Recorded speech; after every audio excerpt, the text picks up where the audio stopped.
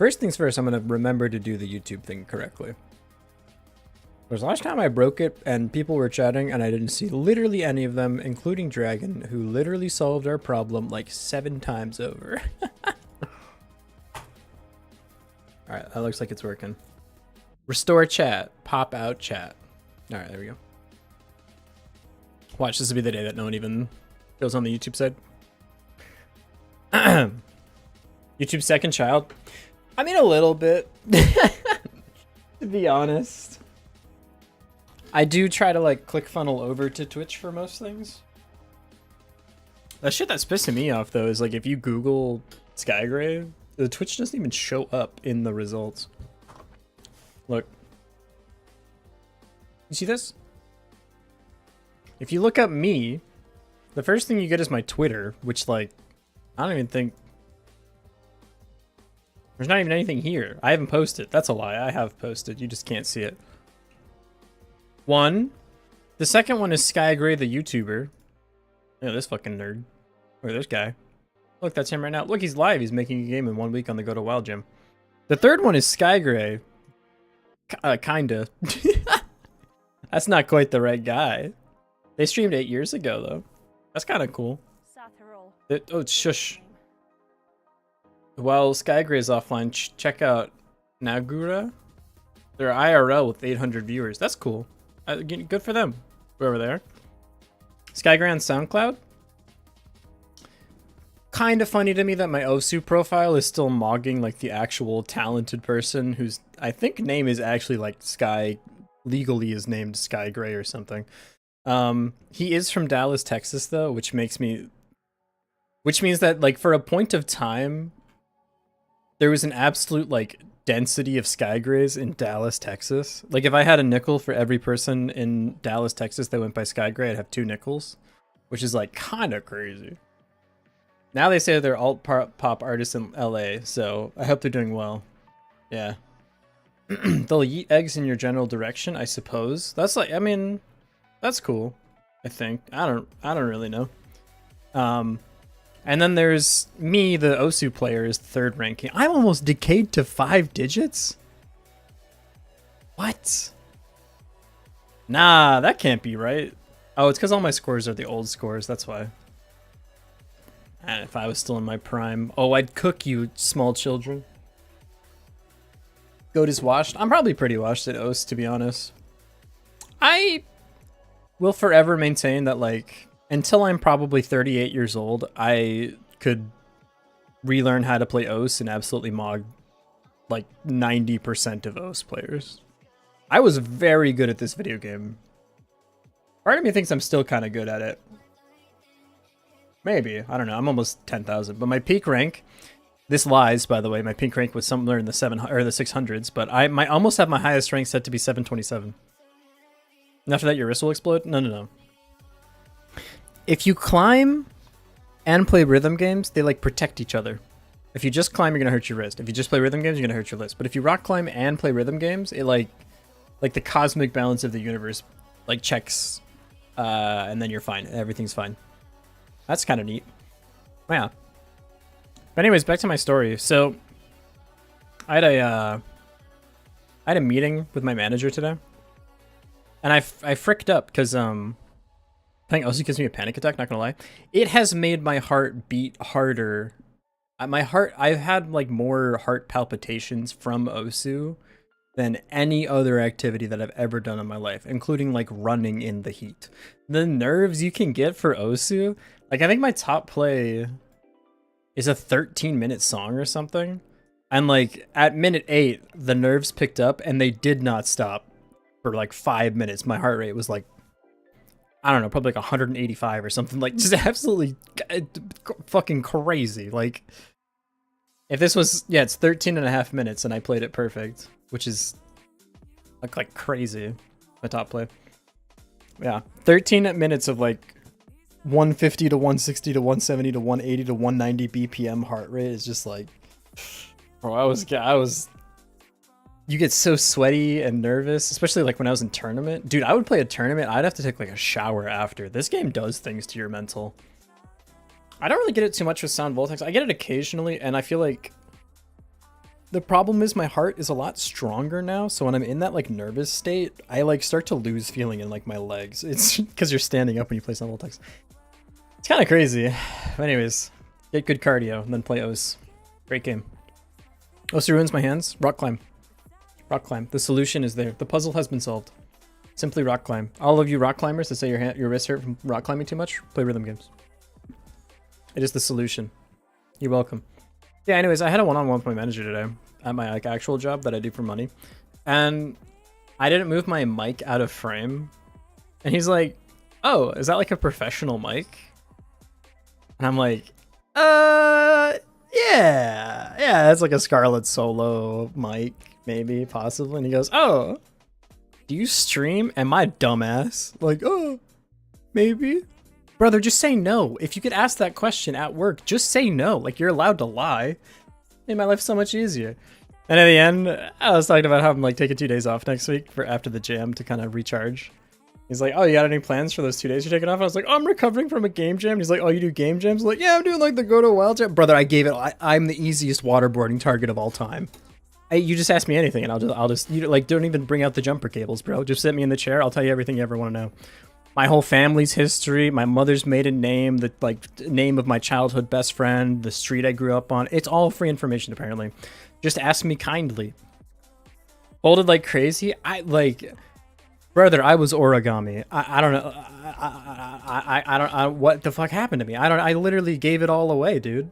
CIA. I don't know if they like just fucking sniper through the window or some shit with truth serum, but you're allowed to just lie. You can just say no. I could have just said no. Isn't that crazy? But no. Doesn't help that the GitHub account that I use for work is the same GitHub account that I use for Wild Jam. So really, if you looked hard, you wouldn't be able to. You wouldn't really be able to. It'd take you like a 2-second Google search. Although again, if you Google search my name, you actually get like my Osu profile before you get me, which is still funny. Is this me? Model for building with one of my paintings projected. Is this me? I don't think I'm Skygray on Instagram. Now this ain't me, dude. Is there 4 Skygrays in this world? That's crazy. No, I'm not logging in Instagram. I'm done with that website. Skygray the artist again. And then there's me with a picture of Gambit. Look at that. Hey. We go next. I'm on the 2nd page, man. What? Nah, not like this. What is this? 1 like, 1 year. Oh, it's a post. There's a YouTube video. I think this is actually unlisted. I don't know why you can see this. At least you're on the page. I guess, yeah. There's a Skygray author? Pause. What is this? A mother of 2. See, now here's what's got me fucked up is like, I think I accidentally just took this person's like real name. Skygray, a mother of 2 from Scotland. I have just mogged some random Scottish woman and just stolen her name. That was rude. I shouldn't have done that. Pictures for my grandma. She's just out here making like space inside a jar coloring book, and I'm out here like absolutely crashing the fuck out of her SEO. That's horrible. I'm a horrible person. 2024? Just kidding. She stole my name. Disgusting. How could she do that to me? Did you know I had 2 children? Despite the incessant pestering by the Japanese government, I do not have any kids. I need to start like taking pictures of everything I get from the government that's like, oh my god, please have a child. Please. Is that an AI profile picture? Oh no. Oh no. Pause. Is it? Copy image. Google reverse image search. Google Images? Pause? Do I have to like download it? I probably have to download it, huh? Save image as imposter. I think this is not a real person. Nah, bro. I don't understand, actually. I don't know. Maybe it is a real person. I literally can't tell anymore. Are you real? I think I'm real. That's actually some pretty solid evidence. Rene Descartes. Anyone? That's actually some pretty solid evidence. Have you? Anyone else? Anyone else seen this one? Don't show me a fucking Instagram version of a YouTube video. Don't. You are a disgusting website, Google. Instagram, TikTok, Reddit, Discord video. Just play the YouTube link, man. How have we gotten here? Huh? All right, let me load it. And then, of course, YouTube has to be like, don't use ad blockers. And I'm like, haha, okay, I won't. I still will. Dude, are you real? Dude, I think I am. That's actually some pretty solid evidence. Rene Descartes. Banger video. 10 out of 10. No notes. Put the music back on. Yeah. So anyways, there's lots of me out there. And if you just ask kindly, I will literally reveal to you all of the information about my entire life. There you go. Speaking of all the information about my entire life, let's make some video games, dude. Google not even recommending its own products, rip. I think Google is legit, like, done. I think the age of Google is over. I'm sorry, Google. You had your time in the sun. It was cool, and then it was kind of mid, and now it's kind of bad. But, you know, I'm proud of you for trying, I guess. I don't really know. You could have done better. The thing is, like, you killed yourself with all the advertisements. You have a social security number? Yeah, sure. Let me just write it down for you real quick. That's a good point. I need to go fix it because I gave the bank the wrong social security number. I also haven't filed my taxes yet this year. Again, if you just ask me any question, I will reveal to you my life secrets. You might be thinking, Sky, aren't taxes due? Yes, but if you live overseas, you get 2 extra months to file. So, also, I don't owe any money. So, there is that. It makes it much easier to file your taxes. I literally owed the government $0 because I didn't live in America. However, I still need to submit a piece of paper saying I earned money, but not in America. And so you're not allowed to have any of it until I trip over like $120,000 a year or something. It's a weird, I don't understand that system. Google killed itself when they decided every single service they would make be its own code base that doesn't work together. I'm pretty sure it was like when they had to go from being not profitable to profitable, and the only way to do that was to serve you so many ads that the like actual results of the search engine were like, completely irrelevant. Yo, Viridian! Hello! Welcome in. How are you? How are you? Speaking of people with a last name of Gray, how you been? Okay, so we were working on the video game. I need to pull up Obsidian. I don't remember what I was doing. That's the wrong Obsidian. Just working. How about you? Kind of the same. Dude, I have not been like a productive being at work lately. I don't really know why. I don't know. I haven't like gotten the. I think I went too hard like 2 weeks ago or something, and I just haven't recovered yet. But I have a 4-day weekend this weekend, so I'll recover then. Can't believe you guys are related. It's true. Brady and the Gray is also from the United States Michigan Osu breeding pods. I think it's so funny because they weren't even serving enough ads, so they committed a massive fraud against every company they worked with. Yeah, they do that. Actually, I don't even know if that's true, but the thing is, I believe you. Obsidian, I'm not upgrading. You're going to remind me to upgrade every day? I've got horrible news on that front. I'm sorry, brother. It's not happening. It's true, it was the Osu, and everybody clapped. Okay, so here's where we're at with the game right now. We have this thing, you can like put down a farm. We don't really have any like icons for anything yet, but we'll get to that later. You start getting food from the farm that you place down. You can like move around the map. We haven't really filled out the entire map yet, but you can move around the map. The next thing we wanted to do is like be able to put down a barracks, so like have other buttons that you can build. Also, the farm needs like object permanence because it doesn't currently have that, but they're playing invisible ads on websites, even to make up numbers. Jesus, what? Yo, Camille, how's it going? Welcome in, welcome in. Good to see you again. So we need to yoink out, we need to scoop out basically all of the code for the farm and make a scene out of it. What's the game this time? So the game this time is like an RTS style game where basically everything's like covered by fog of war. And then you can build buildings to like reveal more of the fog. You're gonna get attacked from the fog. The goal is to like reveal the map, explore, find resources, slowly expand, and then eventually kill the enemy bases that are like hidden out in the middle of the darkness. The theme is unseen, so we're trying to use fog of war as our unseen mechanic. Something like that, yeah. We were actually talking about how Google can't have Google results anymore. Creeper World, but with fog? What is Creeper World? Creeper World. Images. I don't know, maybe. I think I do know that. I think I saw my friend play this game once. I don't really know how it works, though. Looks similar. Every game is Pong. 2.5D strategy. Yeah, we're definitely in the 2D space only, unless you count isometric as like 2.5. But maybe it's something like this.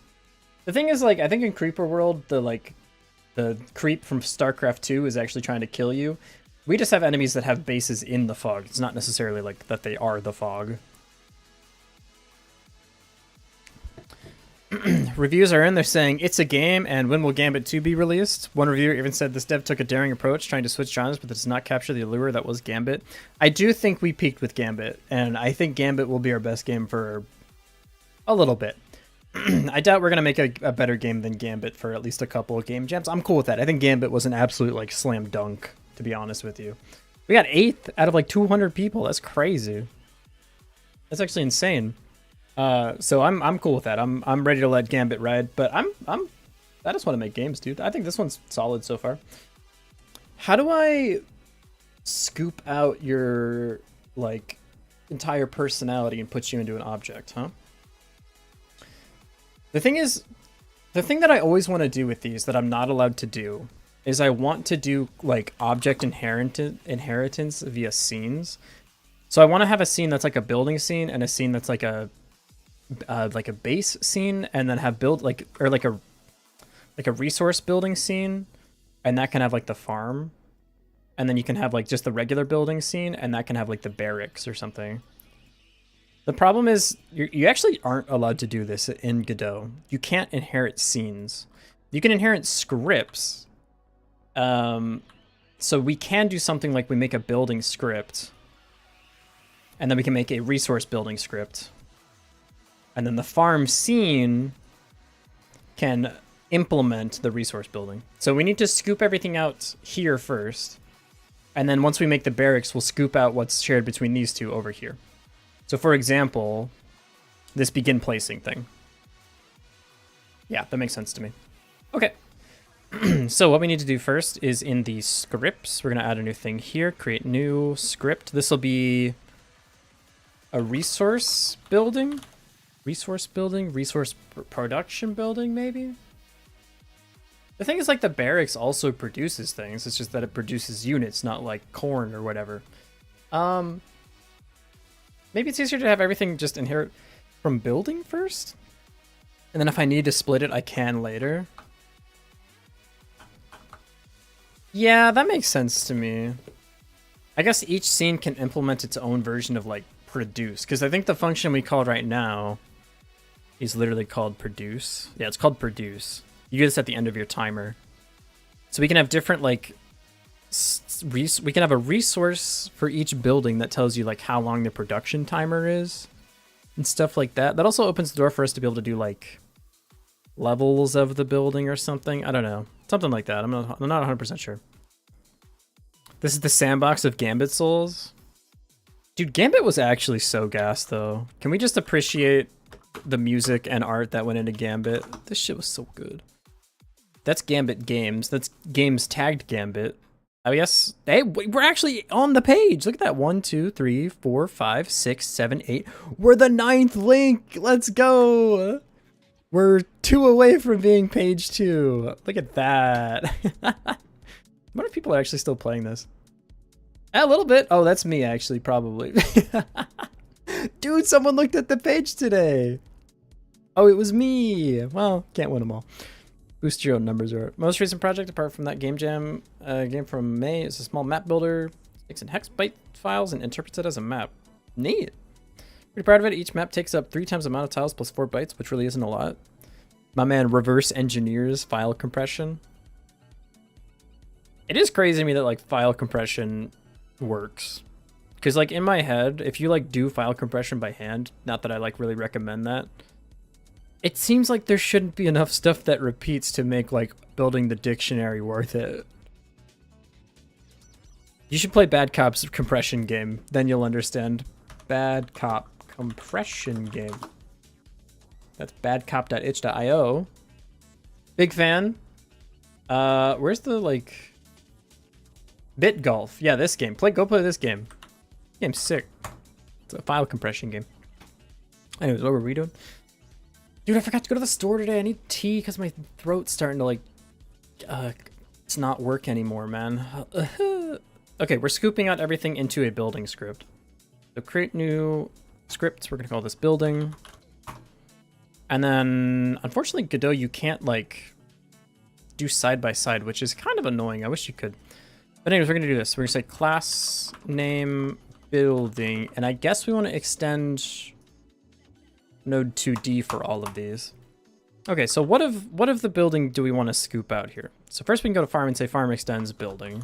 It's pretty obvious to me. The Gambit of file compression games. Yes. Gambit is a Balatro. It's a Balatro like of Dice Tower Defense, if you think about it. Camera. These are all scene refs, which means we need to get these at runtime. Force Godot to open an IDE. This is one time where I think IDE is superior. I normally like just running it in the editor though, because I think the editor is actually like usually powerful enough. It's just for this like object-oriented stuff. It doesn't handle it super well. So the way I like to do this is you literally just scoop out the whole thing and you just paste it in here, and then we can change the specific things that we want. Because if you do this, like the game will just run automatically. So if we just say class name farm extends farm extends building. Yeah, you can just do this. And then I believe the game will just work as it was working already. Yeah, perfect. The things that we need to scoop out then are, in order to convert this to a scene, is this will be the same, and we can mess with the timers later. We're actually not even using this at all. Begin placing. I want to move these around a little bit. I want you two to come down here. I want all of the private functions to be together. So get mouse map coordinates, that's like a helper function. And it's same with produce, I want that to be here as well. I'm gonna put that right under ready actually, because it's like the main thing that it does. We have ready, produce, inputs, and then we have the map coordinate helper function. Begin placing, toggle can place building, end placing. These are the same for every building. Same with all of these things down here. Get the map coordinates, that's the same. This is all the same. The thing that's going to be different is the produce. So I'm going to have that be abstracted here. And I'm going to say throw, ray, I'm going to say exception, I'm going to say error. Okay, I don't know what it is. I don't know, what is this? Godot, raise error. Not allowed, huh? Assert. Assert. Assert what? False. That doesn't help me. This case compression really ain't that important, exactly because I want every map to be able to be represented as a short string you can share. Each tile can have 16 different terrain types on each of its 4 chunks. Resource in-game height. 16 different height levels and 16 different possible resources, since every part of the tile takes up half a byte. Neat. Mark your code territory. I mean, that's the same as like procedural generation, right? An assert. os.alert. Push error string. You can maybe do push error. Nope, I'm not doing any of that. Here's what I'll do. I'll say this. Print. No, print is stupid. I'm just gonna listen. If it's broken, it's broken. You know, like that, and then this function can actually, the actual farm script can implement this. And now I believe the game should still work just as written. Yep, okay, everything works. Perfect. And since we're not implementing anything else here, we don't need to like call to super or anything. Okay, so that all works. Next, we need these scene refs, because again, when the object is instantiated, it doesn't have a reference to any of this stuff. So on creation, you need to set all of this garbage because it won't be able to see it. Now, the children references work just fine. These are completely fine. The states are obviously fine. The properties can read from a resource, but for now, this is fine. Yeah, okay. So we need to set these things at the instantiation time. So what we do here is we say save branch as scene, and we can say that this is the farm. Like this. We can then delete this. So I'm going to say delete. in the buildings, for begin placing building, for create building, instead of saying farm visible farm equals true, we're going to say we only have the one farm right now, but we can go ahead and pull in this resource. This. We can say var new building equals farm dot instantiate. What? We're going to say new building dot camera. And now here's the part where we can do all the stuff that we need. So what do we actually need in the building script, huh? Also, you're not a scene. Get out of here. You think you could just be whatever you want? Building here. So we need these things. So these can go, instead they go here. These are all scene refs, yeah? Fog layer. This should be by unique name, by the way. Map, fog layer, unique name. Grab this like this. Now it's gonna, okay, that all works. So we need the camera, the ground layer, the inventory, and the buildings. So we have the camera, new building. What was the second one? The ground layer. Ground layer. The new building, inventory. So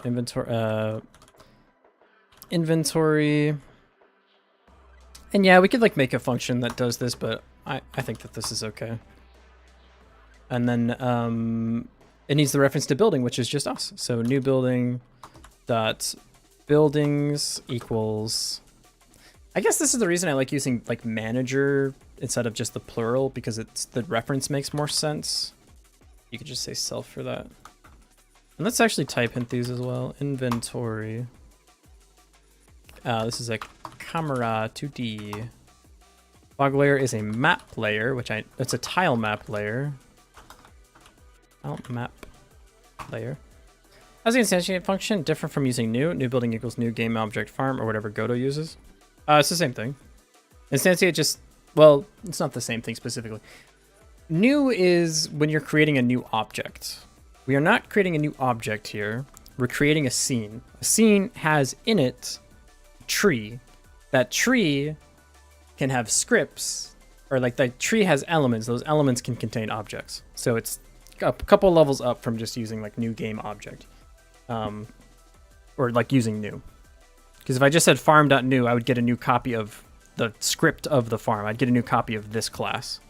This class, I need more than just this class. I need lots of things. Yeah. So we go like this, and then we say add child, new building. Now I don't believe that that will work on the first try, but let's give it a shot.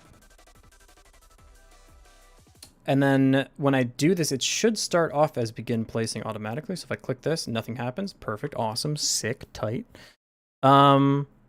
It's probably because the farm scene is set to be invisible. So let's go ahead and turn that on. That. Click here. It's up in the top left. It's not reading the inputs on anything, which is a little strange. Why has it done that? Building. Okay, so none of these references work, so we need to actually delete all of them, because it doesn't have any of these when the game starts. We just still want the type hints though, so we're gonna say buildings. Oops, we're gonna say inventory. Ground layer is a tile map layer, and camera is a camera 2D. That might have been why it wasn't working. Let's see. Nope, still stuck up in the top left, huh? That's interesting.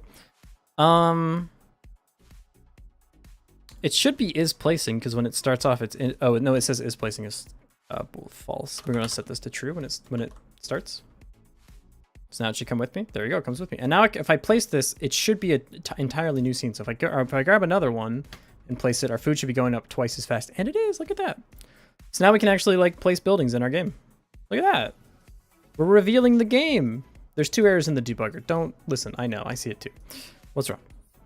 Implicit ready, node not found farm relative. Oh yeah, you don't exist. Yeah, you're not real. You are not real.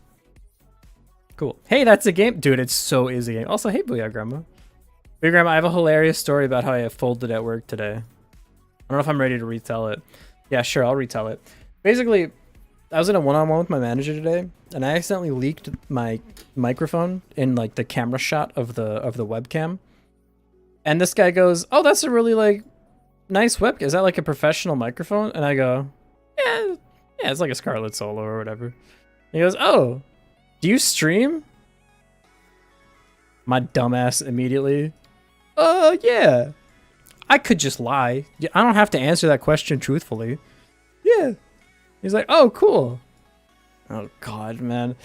And afterwards, you did the same thing? It's so cooked, dude. Afterwards, we do our one-on-one. Everything's great. After, he's like, oh, you're off. Like, I was like, oh, I'm off Monday, Tuesday next week. So like we can reschedule our thing or whatever. And he's like, oh, do you have anything planned? And I'm like, oh, well, I'm just like recharging from a game jam. And he's like, oh, you're like doing a game jam? And I was like, yeah. And I was like, I'm doing like the Godot Wild Jam 82, or like I'm doing Godot Wild Jam. But I'm like, oh, the theme is like unseen. I'm like making this game as like an RTS where you like try to reveal the fog of war. He asked like the simplest question. The CIA, I'd be the easiest target in the entire fucking universe. You just literally ask like, how's it going? I'm like, my mother's maiden name. Here you go. My childhood best friend. Absolutely. You want my social security number? Free information. Why not give it to you? I trust you. You seem like a trustworthy person. You can just lie. Oh, do you stream? No. Conversation closed. Door is shut. No one will ever know what I do with my free time. It's disgusting. Yeah. Oh, apparently I'm just like an open book. Literally just the most agreeable person in the entire universe. But look, we have a food counter. That's nice. Got a Rode mic for cheap. The moment my team saw it, they went, Pog, expensive mic. What do you do with it? It's a genuine question. I don't fault anyone for the question, because the question's like, you know what I could have said, which is a true statement, is I bought this microphone for drumming. That'd have been cool. I bought this mic to help me record my drumming. That's fucking rad. Oh, I bought this mic to stream on twitch.tv. Come on, man. Come on.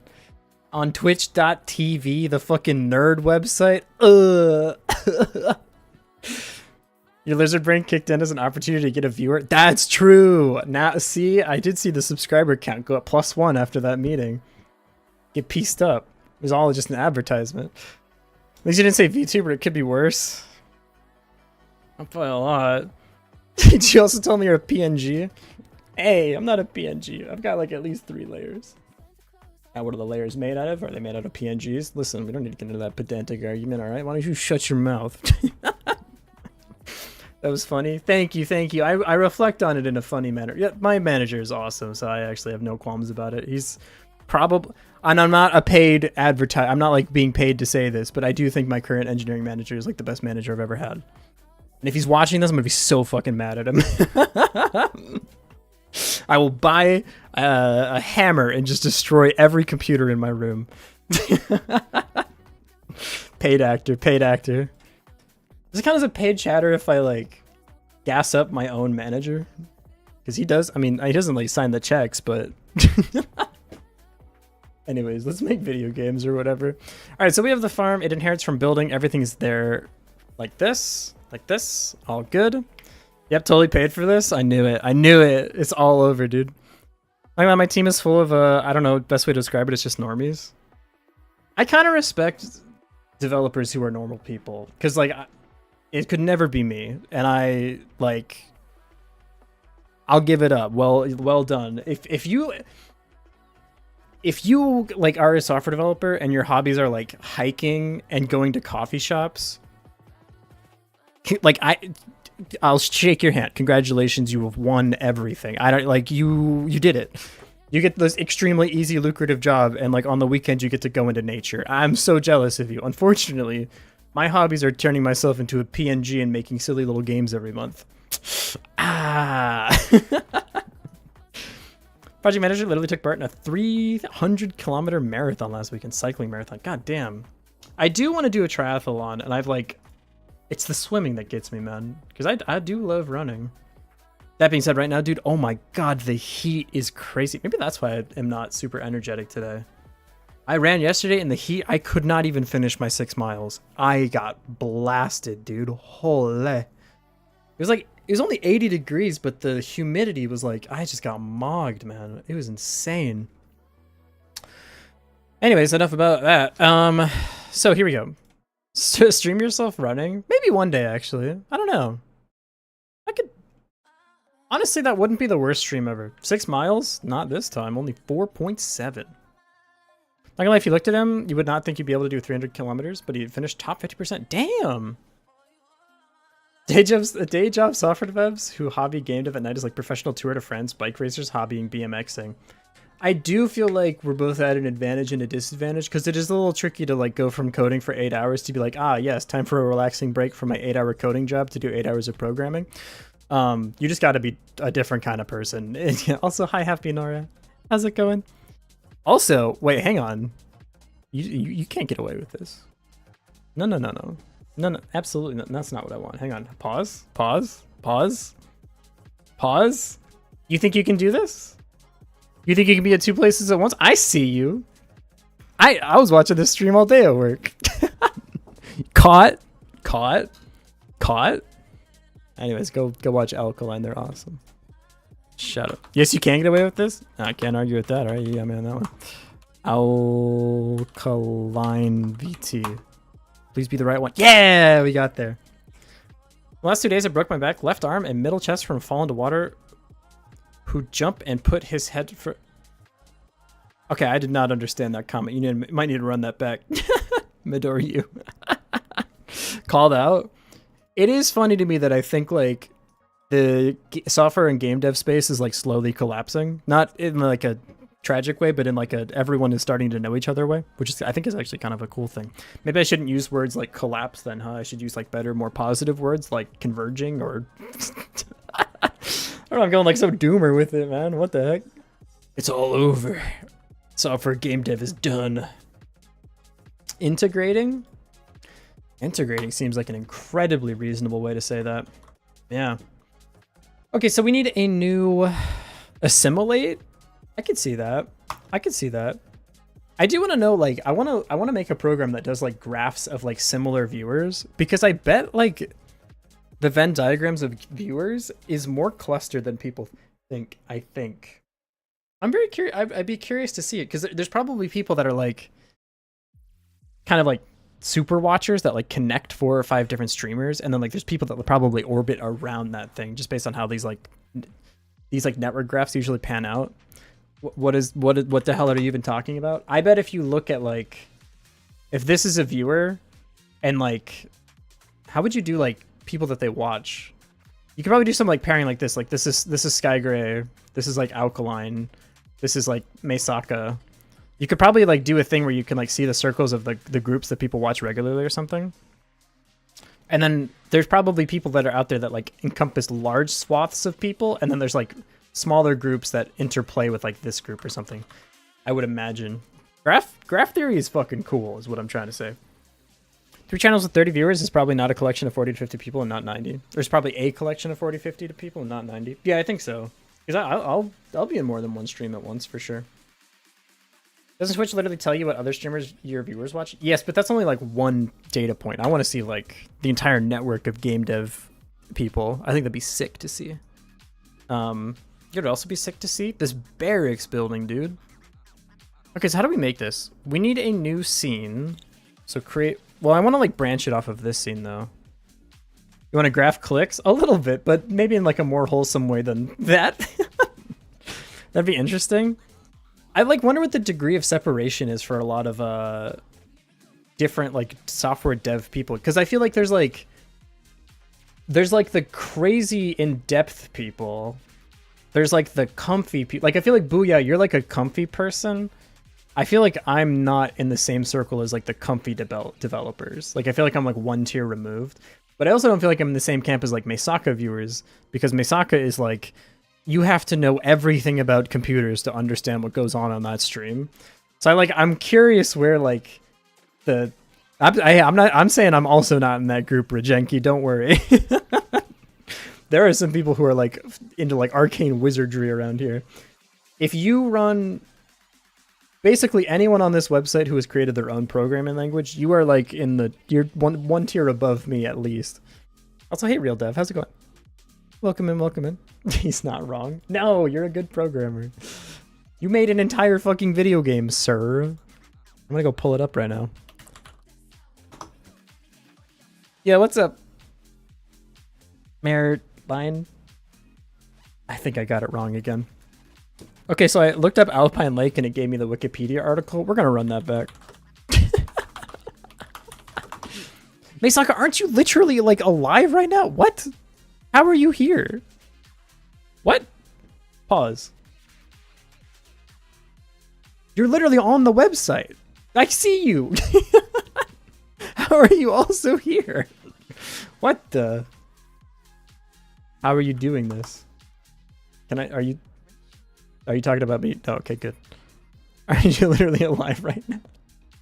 I see you. Shout out. I feel maybe shouting out people who are currently live is a little bit not to my best interest, but Falonier does it, so. And they're kind of the GOAT. This is the Alpine Lake I meant to look up. Look, you made an entire video game, sir. Oh, I'm not good at programming. I just made an entire fucking video game by myself. Oh, okay, sure. Yeah, all right, cool, neat. Yeah, not good programmer. Look at all this incredible game made by guy who can barely code. Something's not adding up here, brother. Raid them, keep streaming. You know that technically works. You're allowed to do that. All the viewers like actually go. If you did a code review, you'd cry. I've literally seen you program. That's not true. You don't hide the code on your stream. I've seen the words. Or seriously, I'm working on a panda doll? What's up with you? What do you mean? Huh? Like a I want to believe. I want to believe it looks like this. That's adorable. I recently got one of these from Haidilao because I go there so often. Well, me and my friend go there so often that they recognized her. And so they gave her a little panda on our way out. It's actually sitting on my bed right now. It's very cute.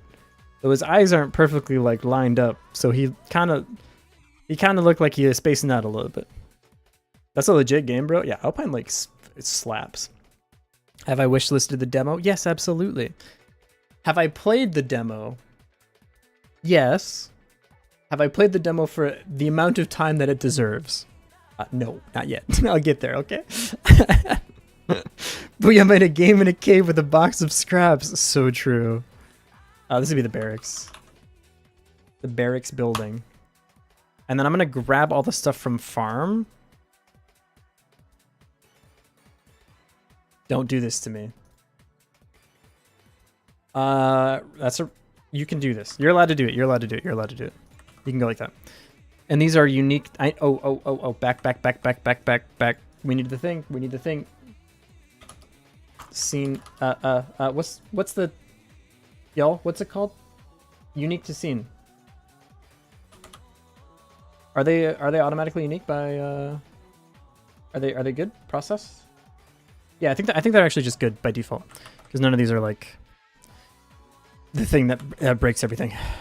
Should you be? You should be lowercase. Rename. Barracks with a tiny b. What? Rename.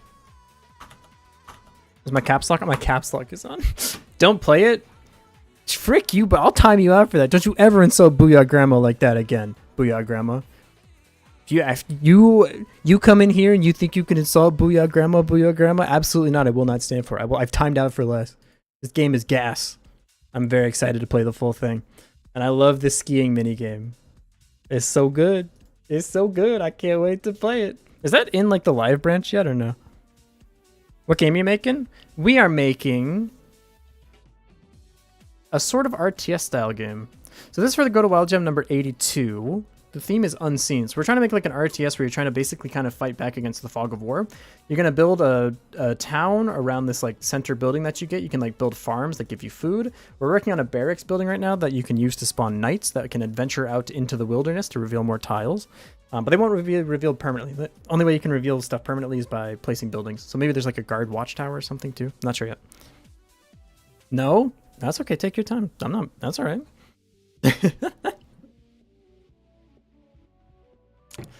Food is appearing out of nowhere. The hunger has ended. No, you fool. It's coming from the farm. You can clearly see it's a farm by the giant capital F, as is legally required on all farms.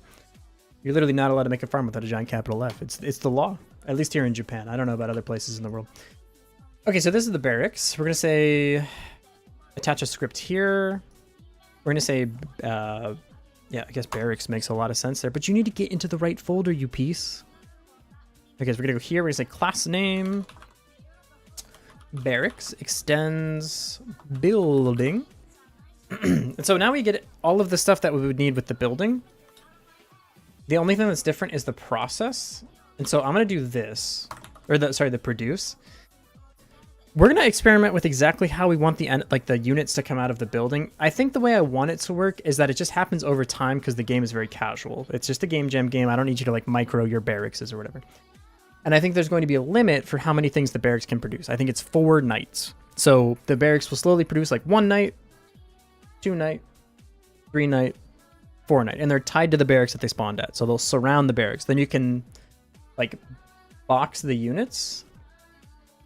Macros 82.99 is playing. Oh, is she the goat? She? I think it's a she. I don't remember with Macros actually. I think I saw them live though. Dude, seeing artists live will make or break them for you. Press F to place a farm. I think you're cooking with that one. I do want to get to hotkeys. We have a small thing for hotkeys, but I don't think I filled anything out yet. I don't think so. So we're gonna have hotkeys. Oh, we do have hotkeys in the UI stuff. So we're gonna have building hotkeys, something like that. Because I think F for farm would make this game more fun. Just so you can like super user it or whatever. Yeah. Same rules where the evil villain building needs to be very obvious. Just like Doofenshmirtz Evil Incorporated. I feel like I was at just the perfect time to watch Phineas and Ferb. Hotkeys and lie. Hotkeys and lie goes crazy. That's a fantastic sentence. Seeing NGMT live is like 50-50 shot at a good time. Either they're really great or wasted out of their minds. Yeah, live like bands can be hit or miss. They're normally hit, but they're sometimes hit or miss. Live DJs though are like, they will make or break the entire DJ, like the entire song experience. Let me give you the story of 2 people. So one I saw live like years ago was Tofi. And I think this was literally, I don't mean to brag or I don't want to be like facetious, but I think this was literally one of the greatest DJ sets I've ever witnessed in my entire life. It was at Green Elephant in Dallas, Texas, and she played something from DDR, but there was rhythm game music in there. And then like halfway through the set, she's like, hey guys, like she paused the music. She's like, hey, does anyone mind if I sing? Turns out the girl's singing voice absolutely fucking rips, dude. It was insane. It was the best concert I've ever been to. On the other hand, we need to have a discussion. This music is she makes good music. I have nothing against the music that Tsunami puts out. I think her live sets are better now, but I saw her at like a rave in like a downtown place in Dallas, Texas, and like, I'm not gonna say anything more than that. I'm sure she's great. I'm sure her other live things are fantastic. That was the first set in a long time where I was like, I am just gonna like go outside and get a water and wait for this to blow over. Enough said. No, they're incredibly talented and they make amazing music. Their music is legitimately very good. It was a funny concert set, I guess. I don't know. Not trying to put anyone down. If you like the music, it's whatever. Saw Pitbull live once at a free concert Six Flags put on. It's like not that many people watching, but that dude murdered the show so good. Some people just got the live energy. It's actually crazy. Actually crazy. Post it in Discord if you want to take a look. I probably will after the stream. Okay. So we need a UI button for this thing. The thing is, like with the build menu, we could generate these based on some resource. How would we do that? We would have a building icon resource.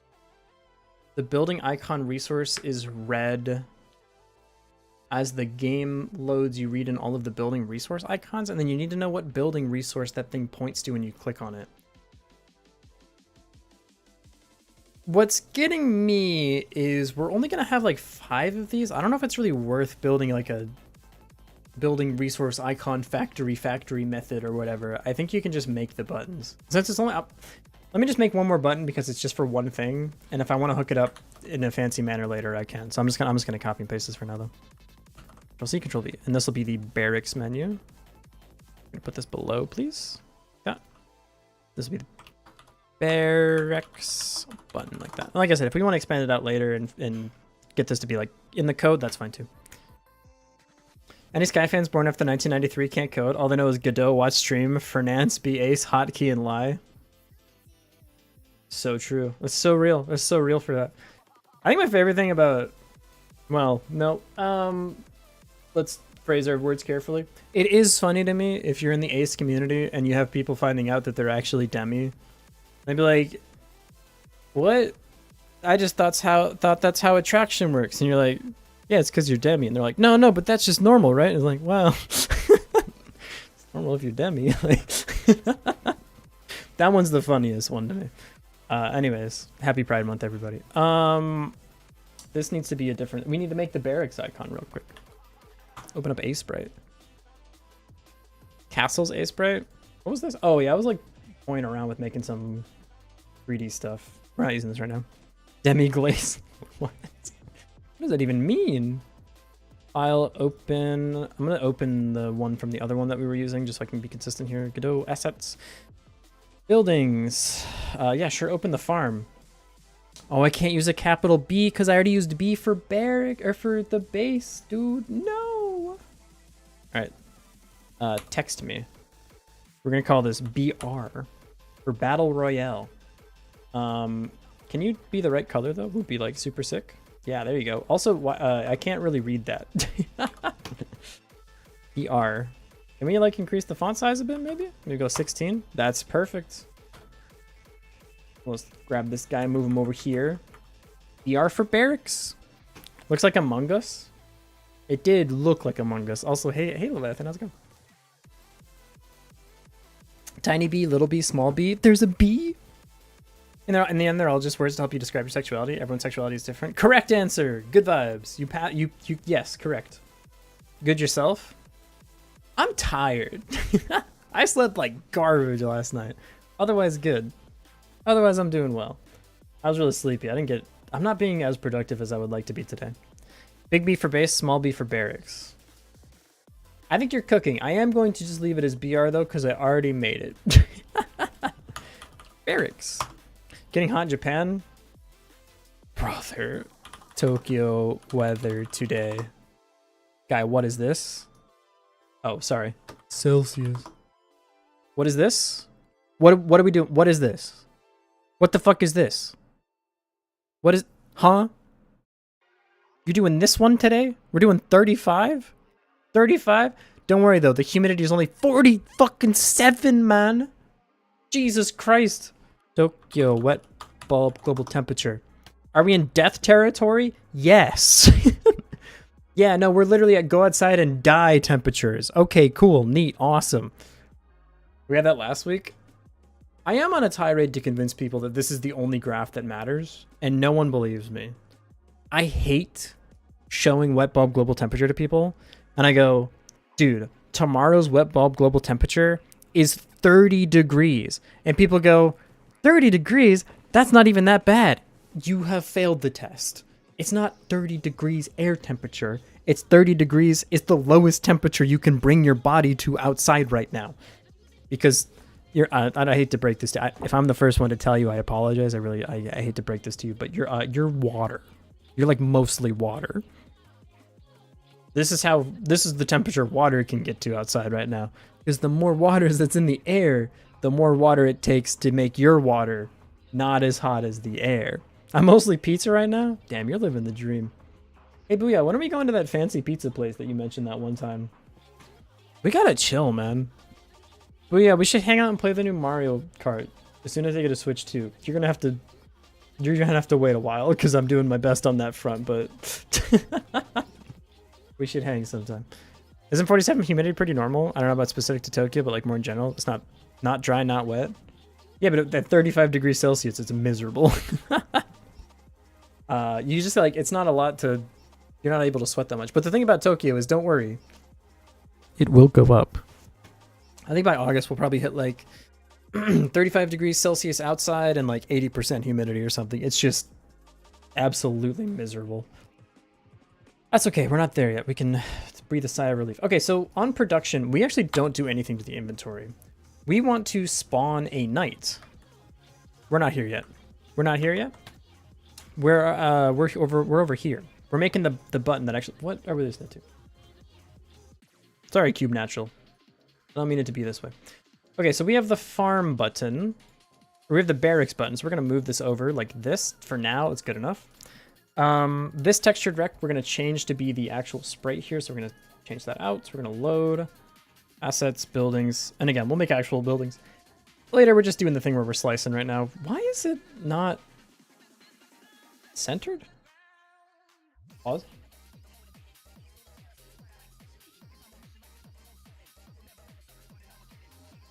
Go over to the re-import. I mean, it doesn't matter. It's not the real sprite, but like, why is it like that? It's still like that. Oh no, that's worse. It's an odd number of pixels, man. It's permanently cooked. There's nothing I can do about it. It's just gonna be off by... What? You're supposed to be an F, brother. Why are you a BR? Buildings? I have fucked up. No! Wait, take me back. A sprite, take me back, dude. Take me back. Farm. That's not a farm. That says BR. Frick. Delete. Die. Get out of here. Text. F. Oh, so much better. So much. What button did I press? Okay, back to this. F. Oh, thank God. Okay. Our farm is back. I feel safe again. Export as. I mean, if we're in the area, we might as well just... Not even at 1, 2, 3, 4. 1, 2, 3, 4. It doesn't need to be, but it is, okay? Export as. No, not now. Don't do it again. Farm. Yeah, replace it. I hit OK. Yeah, it's all good. Like that. Okay. Yeah, this is you now. Great. Perfect. Okay. So we can build two things. No, we haven't hooked it up yet. All right, Godot. You just didn't feel like that was too much for you. Okay. Barracks still off center. Listen. Just let it ride. Let it ride. So buildings here. No, it's in the main actually. On farm button press. We need that. And then we're going to also have on ready var barracks button. That's not how you spell barracks, huh? Barracks? How do you spell the word barracks? That's 2 R's, I think. Why am I trusting myself to be correct about that? Y'all? Godot threw up and died. It didn't save my thing? Okay. All right, we'll run it back. Don't worry. Barracks button. This should be like barracks purchase button, by the way. But it's okay. Reset, load, assets, buildings, barracks. It really didn't like that I moved that thing, or that I changed the underlying sprite, huh? Small indie company, open source software. I give them infinity passes. Like this. This will be... I should switch over to the woke version, or the non-woke version of Godot. I'm sure they have that problem solved. Pressed.connect on barracks button pressed. This. Yo, that function doesn't exist. Okay, all right, I'll go make it. Buildings dot place building, and I can do something like. I'm gonna do this for now. I don't like this. I'm gonna convert to resources, but we're gonna get it working. Yeah, what's up, Yakko? Place building, and this will be farm. And again, this should be converted to resource. To do. Convert to resources like this. Last Friday we had a maximum of 32 degrees here with an average humidity of 55, so that was fun. Putting average humidity since I don't know if the maximum temp and humidity were the same at the same time, so meh. No, that's fair. You say this Godot explodes? Is pronoun? True. DEI strikes again, we'll be freed from the wokeness. So true, so true. If only Godot, the company that hires like literally 0 people, didn't implement practices to get... I'm not gonna... You know what? The joke... Listen. The last thing we need is more people doing that bit, okay? We don't need any more of that. There's enough. There's enough going around. We all get it. No more kings and all that. Okay, so... this all works. Again, I don't like this. I'm going to do a resourcey thing instead of for this. UV index of 7, so I was like, you know what, I'm not going outside today. We had a 9 today. Not that I'm like trying to one-up you or anything, but our UV index was 9. I've never seen it go that high. Need Cliff Blazinski?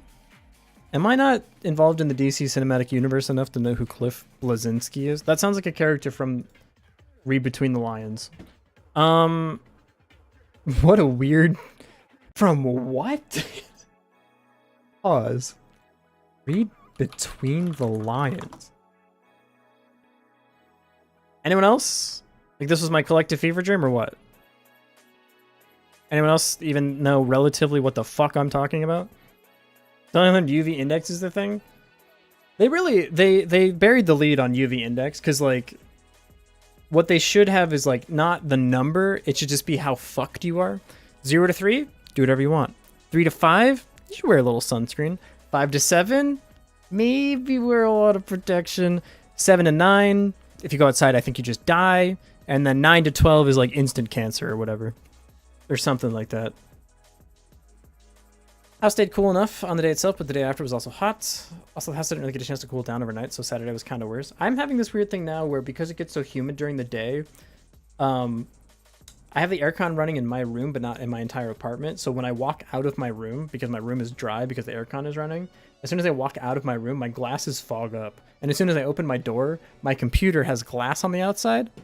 It fogs up, which is hilarious. Almost as hilarious as the fact that I need to run ads now. Oh, boo. Oh, the crowd goes mild. Unfortunately, I have to do it. I'm sorry, I don't know what to tell you. We don't have aircon because Northern Europe. I've said it. Listen, you have to get an air conditioner. If you complain that it's too hot outside and you don't have an air conditioner, and your reasoning is like, "We are in Northern Europe. We don't have an air conditioner." It doesn't. It's never going to get better. It's. You think this year's hot? I got some news about that. Go get one quickly. Don't die from heat stroke or whatever. Anyways, here's some Minecraft parkour. I'll be right back. I'm gonna go get some more water and rest my voice for a moment. My argument is I'm renting. Get like a tiny one, and then when you move, you can take it with you. It's wild. They just let you do that. All right, here you go. Dude, I always think this song sounds like it's from like Ruby Sapphire Emerald. This shit is good. All right, I will be right back. Enjoy the ads, or don't. Yeah, probably actually don't is the more optimal play on that one if I'm being totally honest. All right, BRB.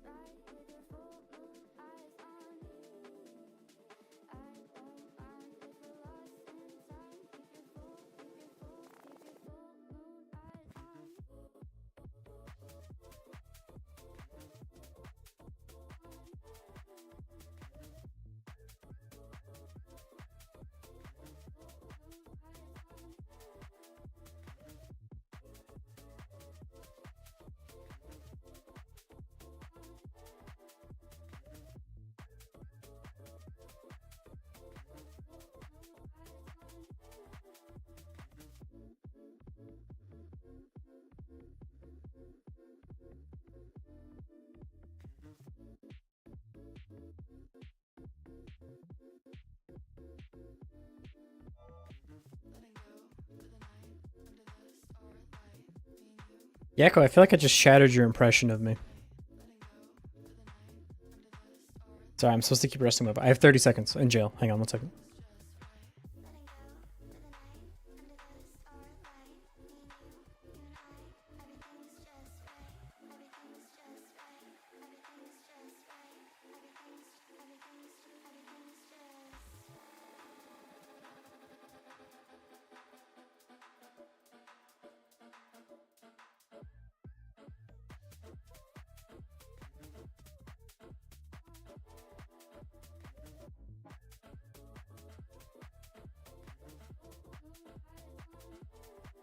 Yo, this parkour's kind of tripping me out. Hang on, rewind that.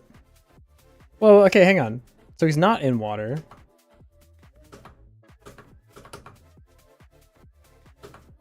He's not in water. Oh, that makes so much more sense. Okay, he's not in water here either. He's playing regular Minecraft. And then that is water. So, wait, no, he's in the water. Well, then how... No, now he's in the water. Well, then how the fuck is there bubble columns?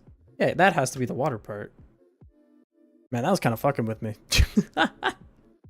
I did not understand that at all. Interesting. Yeah, no, I'm from Michigan. I'm from the north of America. Not from north. Well, I'm also from North America, but that's kind of a less of a positional. Well, it is like strictly a positional thing, but less of a temperature thing. Most of my parents might get a heat pump, but as things are, it doesn't make sense to transition yet, even with the solar. It's tough.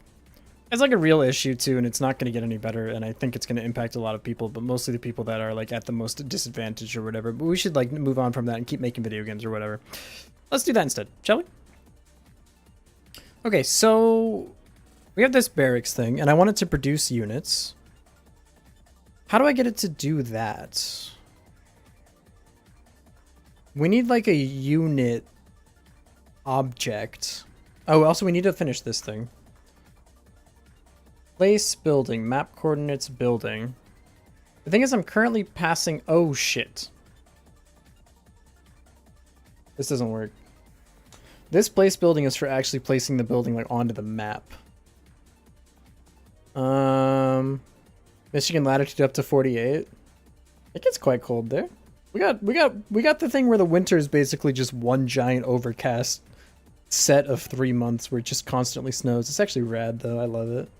I miss it. I miss it a lot. We don't want to use place building. We want to do purchase building, construct building, begin placing building. Begin placing building. Instantiate build. That's already a thing too? Oh, it is. Okay. Yeah, this is what we want to use. I missed Winch already. You and me both, brother. Building type. And it's a string for now, but we'll change it later. Match building type. Let's say farm. And this is creates building farm. Why am I? This seems like a pass through, no? This can actually pass the packed scene. That's probably the way we want to do it. We do this. Building scene, and this will be scene refs. Ah. Cool, we have something like this, and then in the main we just have farm and barracks. So I should be able to click the button and build a barracks now. So I can click this, it explodes. Right. Okay, so I can click this, and I can place. That's a farm. Why is that a farm? Create building barracks? Question mark? Oh, we didn't update the actual barracks thing here. Because the building sprite needs to be updated. Yeah. So we're going to load this to be the barracks icon, like that. Now if I click this, it should let me place on a barracks. It explodes. Barracks is not a subclass of the expected argument class. Buildings.place buildings. Oh, this is not a farm. This is a building. My bad. So I click this, I place it, now we have the barracks. And our food is going up. Why is our food going up? That's not good. Oh, because we're doing this. This shouldn't do anything. This should say pass. I can build a farm. I can build a barracks. The food is only going up by 1 because we only have 1 farm. This should create knights, and then I should be able to click and drag the knights, box the knights, and then move them around by right-clicking. The thing is, like, I need the right-click and the click and drag to be different, which is going to be another problem that I need to solve. Or maybe you just move the map by, like, panning to the sides. Maybe right-click shouldn't work. I don't know. That's a good question. Maybe if we want right-click to be, like, you left-click and then right-click to move the units, the problem is it's going to move the map if you're not perfectly accurate. We can add some tolerance on it. Arrow pan for the win. I think it might be like WASD pan, yeah. Arrow pan feels wrong. That just works out of the box, huh? I didn't know that. Look, you can build a farm by hitting enter. Oh, we're building 2 buildings at once. Okay, that's a bug. Good to know, good to know. I don't know how I want that to work, actually. I kind of want to stick with what we have, just because it's what we have. But I guess that means like the barracks would need to be autonomous then, because you should only be moving around the map and placing stuff. You wouldn't be able to like box the units then. I don't know. That's an interesting question. Let's get it to make units first, then we'll think about it. I think it might be arrow pan, and then you can just move around with WASD. Yeah. That's not too bad to implement either. I mean, honestly, the drag isn't that big of a deal. We can flip it back and forth. No, not a big deal. Okay, cool. So this thing, we're gonna set a timer on this for when it's able to produce a thing. So we need to go to the script for the barracks. It's produce. We also want to have the timer be set here. I didn't think about that. This is going to produce 1 guy per second, which is probably a little bit much. But barracks is going to have something like this. So it's going to have on ready var unit capacity like this. And I'm going to say this is an integer. And we're going to start at a default of 4. Maybe you can level up buildings or get an upgrade or something so that the barracks can spawn more units. I don't know. But for now, the unit capacity is going to be 4. In fact, let's make it even easier on ourselves. Let's make it 2. On produce, we need to make a knight. So let's go ahead and make a knight in our main scene, and then we can yoink it out to a prefab. Sorry, scene. So we're going to go here. I'm going to make a unit real quick. How do I make a unit? So first I need something to manage all of the units. We'll call it like a unit manager. Node 2D. Call this units. I guess player units, allied units, allied unit, player controlled units. I think player units is probably okay. Player units like this, we're going to add a child node here, a node 2D. We're going to call this a player unit. Player units. Go ahead and attach a script to this guy. This.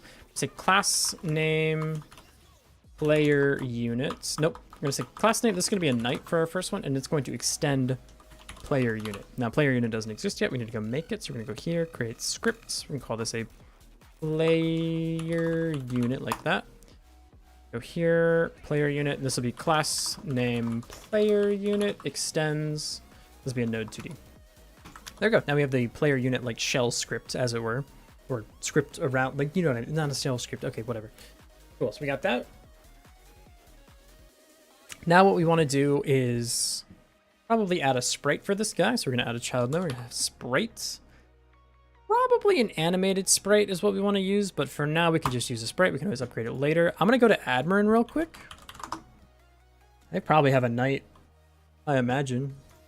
Admiral knight. Castle knight?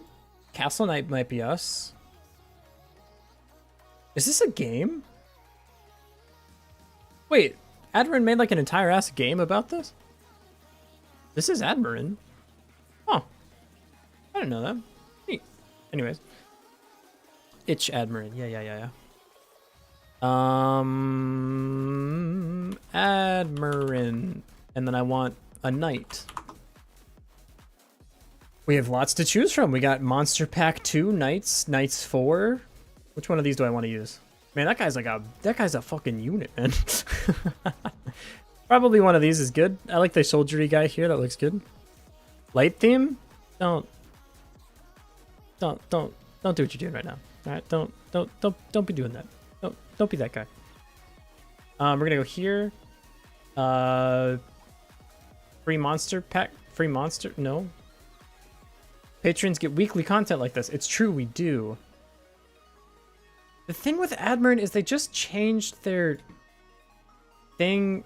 I don't remember. Let me go to their Patreon because I don't remember. They changed their thing up. I don't remember. Admiral. I didn't read the announcement. I don't know if I can still download whatever I want. I don't think I can. Let me reread the thing. I don't remember. Join the Discord. After 3 consecutive months of pledging, you'll receive between 5 and 50% off your next commission. That's not us. We're not doing that right now. Patreon sale. Get 89% off all my assets. This is a Patreon exclusive. Can I just do that? Can I just like hit send on everything? Patreon master key link. Connect with Patreon? Yeah, you can read all my stuff. I don't care about that. Master key link text? Where am I right now? Okay, pause. This is what I was looking for. New Patreon titles. Asset access. The 3 months grace period is no longer in effect. From now on, your pledge gives you access to the assets released in that specific month. Instead, if you've been a long-time supporter and missed something from earlier months, feel free to DM me on Discord. I'll make sure you get what you're owed. To replace the old grace period series, I'm listing a huge Patreon sale. So bundle includes all the assets I've ever made up until May 29th, 2025. Once you add, it's yours forever. Discounted by 80 to 90%. It's this. Ooh, I shouldn't be leaking that, huh? Download. Can I open this? If this opens on my main screen, hang on. I don't want to DDoS Admiral. Pause. If I open this, does it open? Okay, here we go. Take a look here. You can now go. Okay, yeah. Sorry, you're not allowed to see this. I don't want to hurt my boy. This here. 404. Okay, well, you couldn't even go there even if you wanted to. That's crazy. What the heck? Admiral, is this stuff broken? Let me try again. Oh, there we go. Buy everything for $100? Everything he's ever made for $100?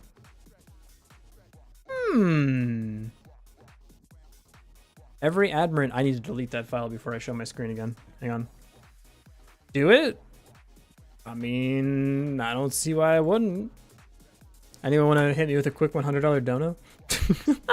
Please don't, actually. I'll charge you back on that. Buy all. We're 1/100th of the way there. Let's get it. Pay with PayPal? Sure, why not? Oh, it's gonna use the wrong PayPal. Oh, I want to throw up. How did $100 become $76? Oh, I'm paying in Canadian. You're actually 1/76th of the way there, booyah. Yeah, I'll ship $75 to my boy. We love Admiral. Okay, and now I can go back to showing you the screen. Did I just snap purchase an entire bundle for $100? It's possible. What are you gonna do about it? Yes, dude. Yes. Look at how much stuff we got. This is page 1 of 10. You purchased this bundle on. Yeah. Oh, you know I did. We definitely need a search button. Okay, why did night clear search? I would like to search by night. I want to throw up. Enemy plush elephanto, canine, NPC bundle 5. I'm sure maybe it's in here somewhere. Character. We got like a little dude. We got a top-down character, NPC. We got monster packs. Probably gonna use some of those. God, why doesn't the search by thing work, man? We got the golems again, which I already purchased, but whatever. It's so nice, I'll buy it twice. NPC bundle. It's close. Yeah, except for the heat waves, we can keep the house cool enough most of the time to be livable. So even in the heat wave, we can keep ourselves cool enough. Hey, listen. I respect you calling the 3 months of the year where it's hotter than the other 9 months of the year a heat wave, but let's make one thing for very clear. That's just called summer. The rest of the world already figured it out. It's called summer. All right, what is the Knight Admirin? Shut the fuck up, Google AI thing. Admirin Knight. Here we go. Summer temps we get here are no problem at all. I'm gonna crash out. It's Monster Pack 28. Okay, we go back. What we do is go back. Admirin, friend, pal. You seem to be missing a set of numbers between 27 and 30. Admirin. 28? I'm gonna crash out. It's gonna be a legendary crash out incoming. It's gonna be the greatest crash out of all time. Snowman. It's crazy to see like their earlier work compared to what they have now. We got the Mage, Penguin, 28 super duper premium. Fuck. It doesn't go backwards, I don't think. I'm gonna crash out. I spent $76 and I can't even get the thing that I want. Classic. Wait, 25, 20, 22. Not like this, man. Not like this. Hey, I found it. Download. No. Wait. All right, whatever. We got it. Extract all. Yeah, give me that. Give me that stuff right now. Hook that into my veins. Monster Pack 28. Put it in. Sky Gray, that's my name. Projects. We're going to go to Game Dev Assets. We're going to make it... Everything just for Admirin yet? I do. Yeah. We're going to go here. Paste it in. Monster Pack 28. We got the Knights. You want to use this guy? That guy looks pretty cool. This is the Royal Guard, huh? I think it kind of fits the theme of our game. The cool thing is like, so this guy has like really basic colors. I think what we can do is if we pick a color palette, we can actually like swap these colors out pretty easily. Like you can just like not like that, but like let's say we wanted to have like light blue. Let's say we want to have like light blue as our color. Can you just like work with me for like 2 seconds? Add that shit to the palette. You can go like this. You can go like this. And then we can have like a blue shield guy or whatever. We can add it to the whole spreadsheet at once so we can actually like change everything all at once. Got your grades back? Hey, congratulations. I think probably, maybe. How you feeling about that? Okay, so we have a knight. These will be the guys that walk around. I think maybe he has like a more generic one. Let's see. Now that we literally... Did I just leak? Nope. Everything on there was fine. You're okay. Yeah, let's see if they got something else. Because this is winning so far, but I want to see. Because the thing is, like, these archers are like perfect. This is the vibe I'm going for. They should just be little guys. Oh, that's Knights 3. That's why it looks nice. Okay.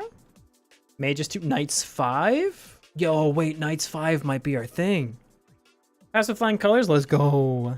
It's worse over time, but eventually we want to transition to a heat pump anyways. So at that point, a separate AC would be unnecessary. I feel like I have missed the plot a little bit on that conversation. I like these guys. I like Knights 5. I think I'm a big fan of Knights 5. It's number 34. Number 34 is Knights 5. It's Knight of Knights.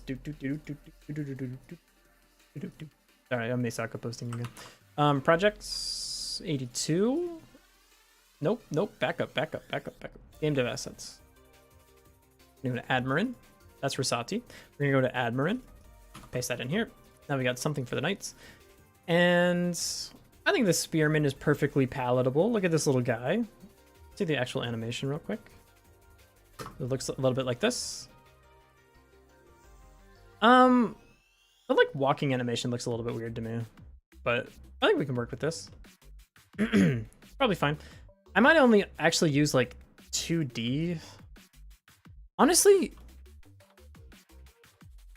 you know what might work for a game like this? The attack animation is totally fine. But now that I'm getting into shaders, you know what might work for this really well? Have you ever seen the games where like the sprite is static, but when the character moves, it does this like hop? What is that called? There's like an effect for that. But they're like, they also like tilt a little bit. Does anyone know what I'm talking about? You know what game does this? Nico Game Switch. Nico Journey? No. An IKO? I spelled Neko. Here comes Nico. Here comes Nico. Let's see if I can get a video of this. This doesn't do exactly what I want, but it does this thing where it's a static sprite outline. No, we don't. Not that guy. Don't take it personally. Yeah, let me see this. It's like this. Okay, or don't load the video. You okay, YouTube? You seem like you're having a moment. It's like this kind of like sprite work where it just kind of like bounces around, but the actual like thing isn't necessarily tied to the movement of the character. So there's only a couple sprites, and I think it looks cooler than like this sort of like walking animation. If you just had this guy and then he just like bounced left and right. How do you do that? I got no idea. The thing is, like, the attack animation should still go off, but for the walking animation, I want him to just like, maybe it's 1 frame, maybe it's 2 frames, and he just bounces back and forth. I think that would look really cool. I kind of want to do that. Okay, so let's do that. First things first, though, we're just gonna use a static image. So we're gonna take the spearman here. That's the attack animation. We're gonna take the idle animation, probably. We can even have him just be doing the idle animation, to be honest. We're gonna import the sprite sheet. So this will grab this. We're gonna go here. Assets. We're gonna make a new thing here. Create a new folder. Call this player units. And then in here, we're gonna create a new folder. This will be the spearman. And then in the spearman, we can paste in the sprite sheet. What did I just do? Okay. I don't know what button I pressed, but I'm glad I unpressed it. Spearman here. This will be the spearman idle. If we go back to main in the player unit, this sprite 2D, I'm going to change this to be an animated sprite 2D.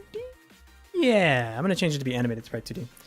And I think I'll have 2 frames of him running, maybe, but for now it's just going to be one thing. So we're going to change type to animated sprite 2D and animated sprite 2D like this.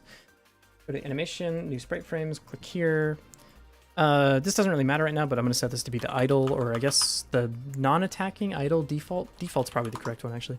Let this be autoplay. Go ahead and grab the things for assets, player units, spearman idle. And I think I just want this one here. Probably good enough. If I zoom in on our thing now, so this is our dude. I'm going to put him on the scene just to see how it looks. He's a little large. He's a bit of a big man. We're going to go to the transform here. Maybe you need to be like... I think I made you too small. You are just the littlest little guy. 0.5? That seems reasonable. 0.5 seems pretty reasonable. Pretty reasonable. Yeah, okay. So we have this now. So if I place the barracks down, this should eventually spawn the 4 units around. So it should spawn a dude, he like goes out here, and it spawns another dude, he goes out here, it spawns another dude, he goes out here, it spawns another dude, he goes out here. For now, let's get it to spawn 1 dude. And I guess the way you do this is that this node will have a pathfinding algorithm. Oh, fuck. We have to do pathfinding, huh? Yeah. Yeah, we definitely do. Definitely got to do pathfinding. That's crazy. I hate that for us. I love pathfinding. I feel like it's going to be tricky on isometric, but maybe it's not. I don't know yet. I haven't done it, obviously. Otherwise, I wouldn't have to do it. That's like the nature of how like time works or whatever. But yeah, I don't know if it works differently on isometric or not. I guess we'll find out together. Is 2 grid relatively straightforward A-star? No. I would love to agree with you. Take Euclidean distance as a metric. I would love to agree with you. I would love to tell you yes right now. However, isometric grids are weird. Maybe it'll work now that we changed the diamond down. I don't know. I don't have an answer. I have no answers for you. It could go either way. Let's just get the guy to like exist first, huh? We have player unit here. We've got the script here. That's good enough, so we can convert this to a scene at the moment. Save branch as scene. And this will be the knight. So I'm going to change this to be a knight. Or I guess spearman is the correct. Spearman, because he's a little spearman. Save branch as scene. We're gonna go scene, spearman, like that, and then we can delete this. Now, In the barracks.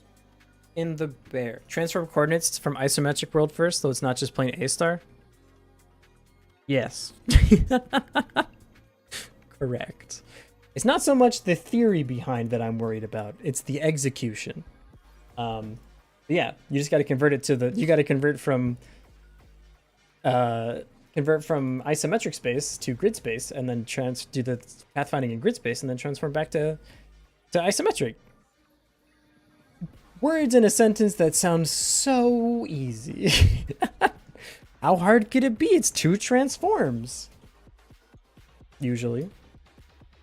Possibly. How do you deal with objects? You get it. You know what I'm talking about. I'm not going to worry about that right now, though. So, okay, so we have the barracks here.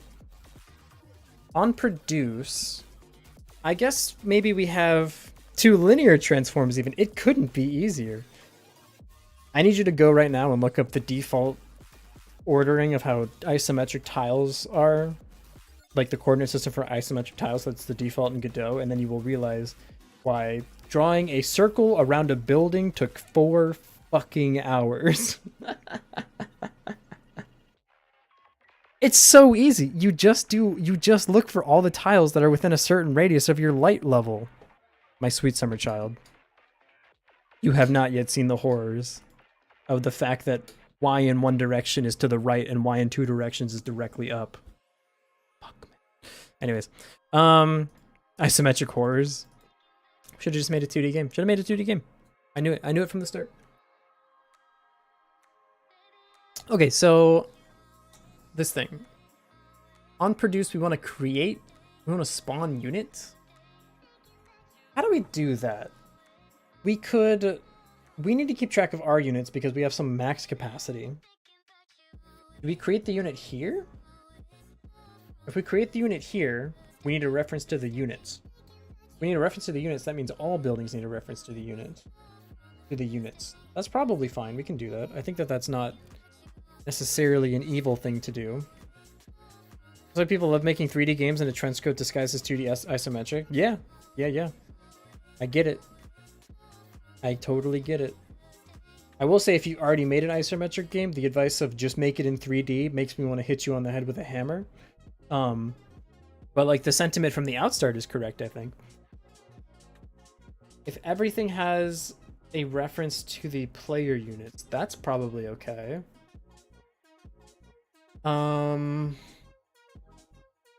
If you have a reference to the player unit, you can create the unit here, set it based on some stats of the barracks, and then say attach to the other thing, but on death, decrement the count in this object. Yes. Okay. Trying to get it, trying to Google it, but I'm not getting much in terms of relevant results for the coordinate grid Godot uses for isometric. Good. It's better that you just don't witness the horrors of the isometric grid, but the default non-diamond down version. Let me just paint you a quick picture. This is your isometric grid. This is you at 0, 0. Okay. If I say go 1 in the Y direction, where do you think you go? You might think you go here. Seems reasonable. Plus 1Y, you go up in the up direction. That kind of makes sense. Or maybe you think you go here. Because it's like, yeah, top right. Some people think like top right, like right here. That makes sense. That makes sense. Maybe this is like the Y-axis. So you're like, okay, that makes sense to me. This is the Y-axis. Okay, if you think this one, if you think it's top right, you're actually correct. This is 1, 0. Okay, but now I ask you the following question. Where do you think 2, 0 is? Where do you think 2, 0 is? 2, 0, logically, you'd think, oh, well, if this is 1Y, then surely this should be 2Y, right? Wrong, idiot. It's up here? Huh? Preferably the same direction? You're getting it. Now you understand. It's fucking here? This immediately defeats any attempt to do a radius around a point in space, because if 2, 0 is within 1 tile, then there's mathematically no way to draw a thing around this tile. Because if you have to include 2, 0 in your radius, even if you squash the y, you will either always exclude these two tiles or always include these two tiles. Because these 4 tiles are the same distance from the center.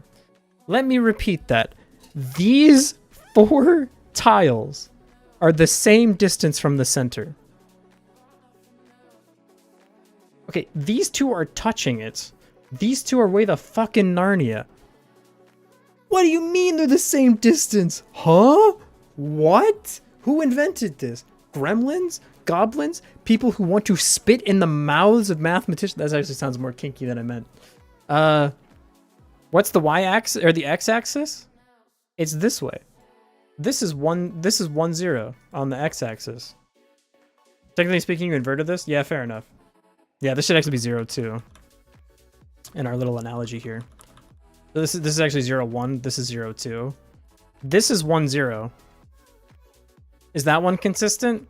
Not really, because like this, so this is 2 0. But the problem is, so like these ones work how you'd think they would. It's just that this one is like jaggedy. This also means that if you come up with an equation that works on one of the y values, you have to normalize any any y value on this spline. Because this one has an odd numbered y value, which throws off all the rest of this fucking math. Because now all of a sudden, if you're here, like the x thing still works adjacency-wise, but now this one is all the way down. It just makes no sense. I don't understand. So we switched to diamond down, so hopefully it's an easy conversion. But all of that is to say, yes, in theory, pathfinding, slam dunk, easiest thing you've ever done in your life. You just do 2 linear conversions and you're fucking done. How complicated could it be? Then you meet the fucking ancient Hydra riddle master that is the grid system, and you're like, what the motherfucker, huh? The y-axis is slanted by 1/2 from what you'd expect. I need to stress the point that if you have a grid system like that, if you have a grid system with the jagged spine here, you cannot do linear transforms in a way that is consistent. Because this tile, if this is your center, this tile, and then this tile and this tile are the same distance from each other. These are all 1 radius away from the center. It actually, there is like, you cannot do a transform that can grab these 2 without grabbing these 2. So like without loss of generality, this whole thing is fucked. Yeah. You actually can just need to round afterwards since the slope is 0.5. You cannot. I can. Let me say again. And you're a very smart person. I assume that there is like some weird thing you can do. You can go here. This tile, and this tile are the same distance. You cannot draw a circle around this thing like this. You be able to sell this game after this 1 week? We don't usually do that, no. You can just play all my games for free on itch. Do I have a command for that? I do. Yeah, all the games we make on the channel, you can just play for free on itch. No ads, no nothing, it's whatever. I just make the games for the love of the game, so I don't really have any interest in selling anything. Also, I don't think the quality of games after 1 week is good enough to like actually sell anything. Like Gambit was close. Have I sold any games? Nope. I haven't sold any games. And again, I don't really know if that's the vibe. I more or less just like game jamming. Yeah. Imagine every row is offset by 1/2 a tile. I get that. Then it's linear? No, it isn't. That offset is destroyed by rounding. I need you to just sit down with like a piece of paper and like a pen and try to draw a circle around this point to see why it doesn't work. Because it's extremely unintuitive. But if you switch to diamond down, then all of a sudden this is Y and this is X and everything makes sense. But as like the original one, it does not work. Yo, Alkaline, hello. How are you? Welcome in. How did your stream go? I was watching you at work today. I hope you're having a good day. Wait, I can do it too. I have the Fimsh. Man, owl. I need the Fimsh. Oh, I'm gonna go the opposite way than everyone else. I'm going left. I'm going left fish. I'm a left fish enjoyer. That's more me. I'm more of a left fish. I hope you're doing well. Thank you for the raid as well. Let me shout you out. Not that I think I already have actually today. I'm not sure if I'm allowed to do it again. Not on cooldown. Let's go. I think I shouted you out earlier at least. Almost 100% positive. I know I got Misaka as well, so I think that one's on cooldown at the moment too. But yeah, hello, welcome in. Thank you. Thanks for helping me get through the workday. So we've got this dude. We don't have the dude. Where'd the dude go? Oh right. So the barracks needs to say. So okay, first of all, the buildings thing here needs to have a reference to the player units. That makes perfect sense to me. Honestly, that's probably going to get used a lot, so that makes perfect sense. I'm going to access his unique name, drag this in like this, and I'm going to say that this is a play. You need a script guide, but you don't have one yet. That's okay. So player units is like this, and currently this is just a thing that holds child units. We're going to go to this thing. We're going to say new building dot player units equals the reference to player units. Now this is on building, so building object needs this reference as well. We're going to say here, on ready, var player units. And I don't have an object for this yet, so we'll just leave it. Okay, this means in the barracks, we now have access to the player units. So we're going to here say player units dot spawn unit, and we can decide the unit type that we want to use here. Now, the only unit that we have at the moment is the spearman. So we're going to go to scenes, take the spearman like this, and then we can say spawn unit. We can pass in the packed scene. Now, player units doesn't actually exist yet, so we're going to go ahead and attach a script here, call it player units. Is it class name player units extends node 2D like that, and then we can say spawn. Nope, we're going to say function spawn unit, and we're going to say for now it'll be a packed scene. At some point, we want to do the resources for this, for like each of the different unit types, but for now, packed scene is okay. So we're going to say unit scene equals a packed scene. That's a package. Packed scene like this. And we can say add child unit scene. Not at all how that works. That is not correct even a little bit. Var new unit equals unit scene dot instantiates. And then we can say add child like that. Player units is not declared in current scope. I feel like it definitely is though. Yeah, what are you talking about? Okay, everything should work. So I should be able to click this, and after 1 second, a spearman should appear somewhere in the game. And look at that! The spearman appeared! Let's go! Now I need to set your transform back to be like 0, 0, because you have a weird transform right now. I need to set this back to 0, 0, because you don't have a weird transform. The sprite has a weird transform. Yeah, go back to your home. And actually lock this as well in the scene. So that way I don't do that again accidentally. Okay, so try again. Place down a barracks. And there's a dude. He's in the top left. That's interesting. We should set it to be at the same spot as the building. So in the barracks thing, we can say spawn unit spearman, and we can also say position. Yes.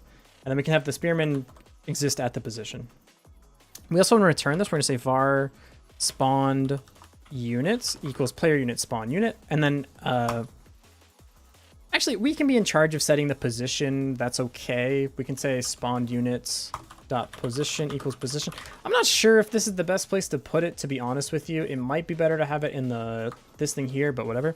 Then we have spawned units dot. We don't need this yet. We'll just set it to be on top of the barracks for now.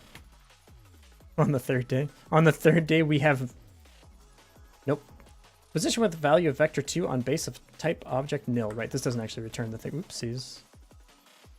Take me back, take me back. Spawn unit, this thing. You don't know what this is. This is a player units. Okay, now you should know what it is. I go here. Then we're gonna return new unit. Like that. That'll be the reference to this thing. So now if I place this barracks down, a dude appears. Let's go. One more thing we need to change. The actual position of the sprite is wrong. The thing that I just said I don't want to mess with because it'll break everything. I need to go mess with it so it'll break everything. What? What? There's two of these? Player unit? Player... That's knight, dude. What are you talking about? This is a knight. Yeah. Yeah, get me out of there. Go here. Okay, so we're gonna go to the spearman. Like this. Gonna go to the transform. Position. I want to move this. Nope, nope. I want to move. Nope. I want to move this up like this. That way you're like on the floor. Everyone get on the floor and do like rock the dinosaur or whatever. If I click here, now you should appear right on top of the barracks. And you do. Look at that. Heck yeah, dude. Okay. And then we can also put down a farm, and we should still get Food? Sweet. Okay, so basically imagine the y-axis from diamond down and the x-axis from the default thing. Then the line with direction -1, 2 corresponds to the default y-axis rounding the nearest tile. Yes, you are correct. However, my point still stands. Yeah, I'm not fucking with that. I'm not fucking with the default like zigzag y-axis.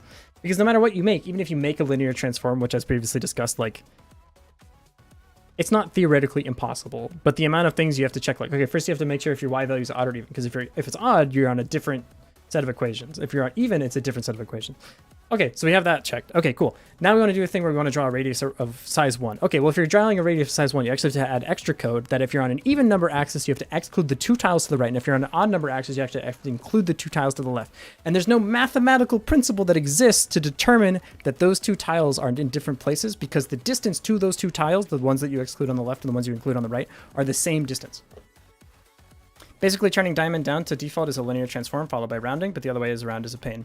Yes, and the problem with the rounding is that the resulting of the rounding, depending on if you're on the even or odd axis, leads to results such as 2 tiles that are not adjacent to each other having the same distance from a center point, despite the fact that they are different distances on the actual tiles, like the grid, which is the whole problem, right? So if you have that problem, fundamentally, you can't write an algorithm that like gets a radius around something. Use the floor function for rounding. It's the same number. You get the same number because the coordinates are reflections of each other. So like, what I need you, like, it's this. If I'm at 0, 0, write me a function such that -1, 2 and -2, 1, that the distance between these things is separable. That doesn't exist. It's not possible. If you do a distance function between 0, 0 and -1, 2 and -2, 1, it's the same distance. It's actually the same exact distance to these 2 points. And my algorithm needs these to be different distances so that I can differentiate them. But they can't be because it's the same number. These are both equivalent distance from the 0 point. Now, you can say, okay, well, the thing about the y value is that you should always squish the y value by 2, and that will help you do this thing where you do this like linear transform back to diamond down. Okay, sure, you can do that. But you need to check if you're on an even or odd y-axis first. It's none of it is worth it. You can just change to diamond down and it works like a 2D grid. So yes, I understand the problem that I've put in front of a bunch of nerds. Like, here's a thing that you can't solve and everyone wants to solve it. I understand that. I'm not like saying you can't solve it. I'm sure you can. But like the best solution is you just go here and you go to the map and you click on this guy, and instead of saying tile layout stacked, you say diamond down, and then it just works how you think it would work. So yes, you go out and solve the thing. I'm not saying it's impossible. I'm saying it's annoying as fuck. And I don't want to do it. Okay, so we can go here, we can place the farm, we can place the spearman, and everything is fine. So we need this guy to be like, here's the thing where we have to make a decision, right? Do we want you to be do we want you to be like, do I control you or do you control you? I don't know. If I control you, that's pretty sick. But then I have the thing with like the map panning, so we need to change the map panning. Say you can do the circle map with diamond down, then convert the result to default chords with a linear transform followed by a rounding the x chord down. The issue is transforming in the other direction is annoying. It's annoying both ways, and I'm not going to do it. And I don't need to talk about this anymore. The puzzle is solved. You just switch to diamond down, and it works like a 2D grid. So okay, so you can go like this. If I want to control, well, okay, I obviously need to be able to like move you around, otherwise I can't discover more spots in the fog. So I do need to be able to select you. If I need to select you, I need to change how the map pan. Because I need to be able to like, well, first of all, I need to be able to box. We need to make some sort of like boxing. Then I need to be able to like right click somewhere. So I do need, the problem is like the right click thing feels so intuitive. And I don't really want to do like the map panning thing. That feels kind of wrong. I guess there's no other way to do it. I mean, you could do like a tolerance on the right click or something. I don't know. Yeah. I guess we could do like WASD panning. I guess WASD would work. I have so much food. Huh? Oh yeah. Dude, watch this. I can get like infinity food. Oops. Not if I alt tab. Watch this. Farm. He's farming. Infinity farms. Luckily you can't put the farms on each other, but yeah, you have to put it somewhere else. And we can discover all of the land. Look at how much we have so much food. Holy shit. Okay, let's see. The food is inflating? That's like usually a good thing. We also need to do like Y sorting, I'm realizing, because the farms need to like be in. I think it should be default. It should be doing Y sort enabled. I think. Is that true? I can't tell because everything is one color. Not for my corn monopoly, dude. Corn stonk's going crazy right now. Okay, so I want to pick you up and I want to move you around. However, I'm gonna call a branch. I'm gonna merge this here. So this is the unit setup. Yeah, let's get. I'm gonna add this. Get commit. Unit spawning from barracks. Okay, so I need to do a couple of things here. I need to change the convert the farm building to scene. Done. 50 food to train a knight. Unsure about this right now. I don't know. We need to be able to box the knights. So like do the box draw. Also, I think we've spawned like 1,000 knights, by the way. We need to do like the limiting on the knights. If we're gonna do boxing, I'm worried about them doing the thing that happens in these kinds of games where they all like go to one single point. There's a couple ways we can solve it. So one is you like add some randomness to the point they're actually like going to when you click on something. That can still lead to overlaps, but it's not too bad. You can do the thing where they like detect if they're near each other and then they spread out. That code's kind of tricky, and I'm not really sure if I want to mess with that. So I think I'm gonna not do that. I think the randomness is probably good enough for like a game jam, like it's simple enough. And then are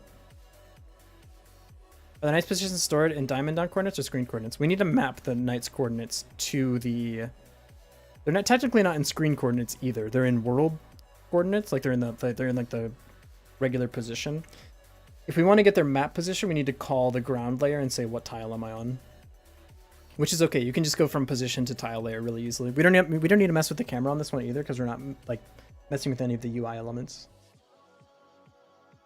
I guess the thing I want to do next is boxing the knights. So we need to be able to draw a box. Does anyone know how to draw a rectangle? I've never learned how.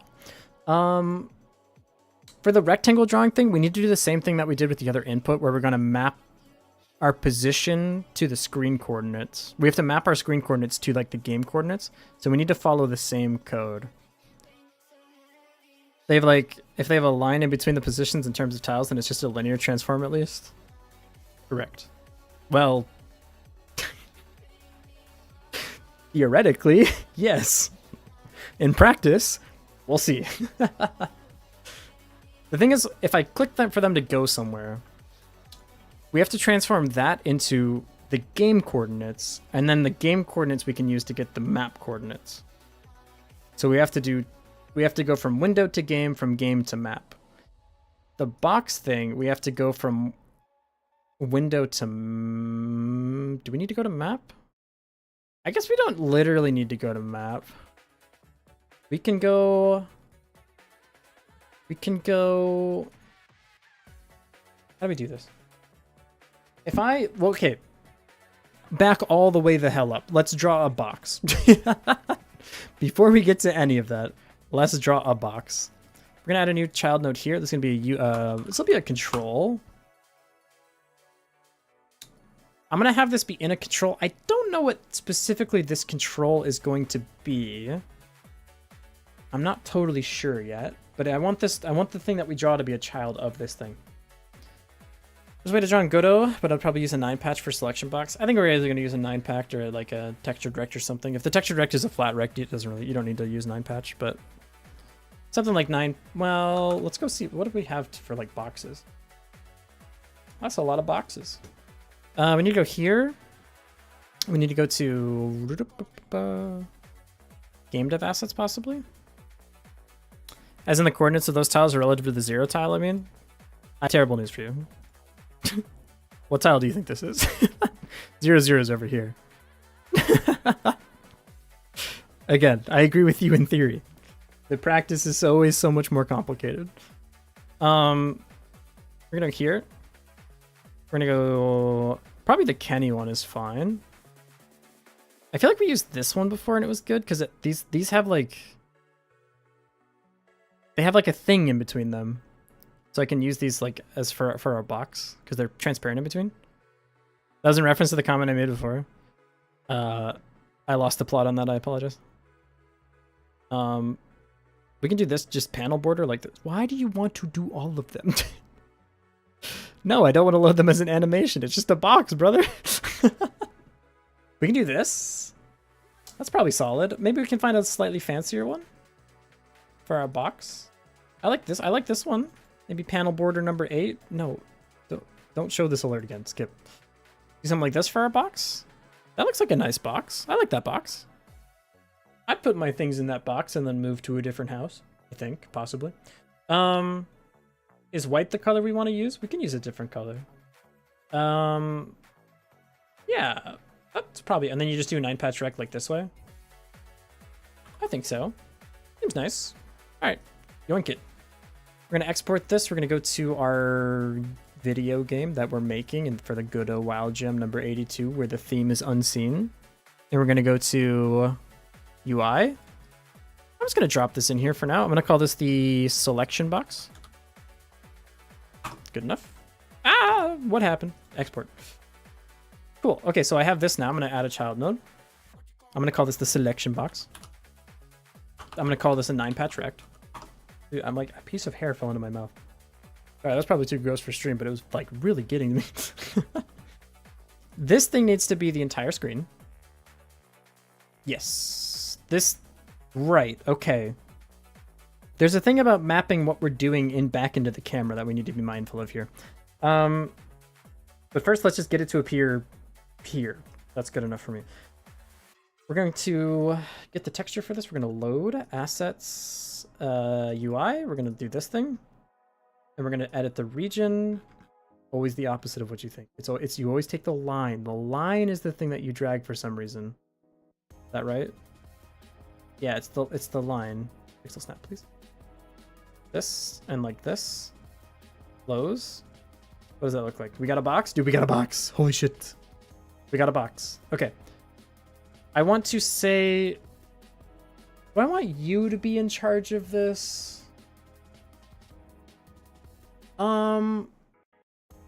Possibly this should be your job. I feel like this might be better to be handled by the class that owns you, like the class that you're sitting in. I'm gonna put it here for now, but I could be convinced that it's not the correct place to put it. I'm gonna add this will be the selection box. Selection box. Add a script. We're gonna call it like this. Say class name selection box extends 9-patch rec. Now here's the tricky part. And I think this is where we're going to need to move things around a bit, because the camera currently is taking the right click. Love me some linear algebra. Dude, I love linear algebra. Linear algebra fucking rocks. It's also basically like the entirety of the internet right now. LLM machine go burr. The thing is, you're eating this event. And you're consuming it no matter what. We need to have some sort of tolerance. And I want to have the tolerance shared between the camera and the selection box. Because if I... Well, no, because it's left click. Okay, so it's left click. We don't need to worry about this yet, but it will become an issue. We're going to say function inputs events. We're going to say if inputs events... Nope. We're going to say if events is input mouse button. We're going to say if event.button index is equal to mouse button left. Then we're going to say position of our box is equal to the event.position. This should make it so that wherever I click, the box goes. Yes. Okay. Now we need a variable here that's going to be like on ready is drawing box. We're going to set this to be a Boolean and it equals false. So if we, what's wrong? Oh, bar.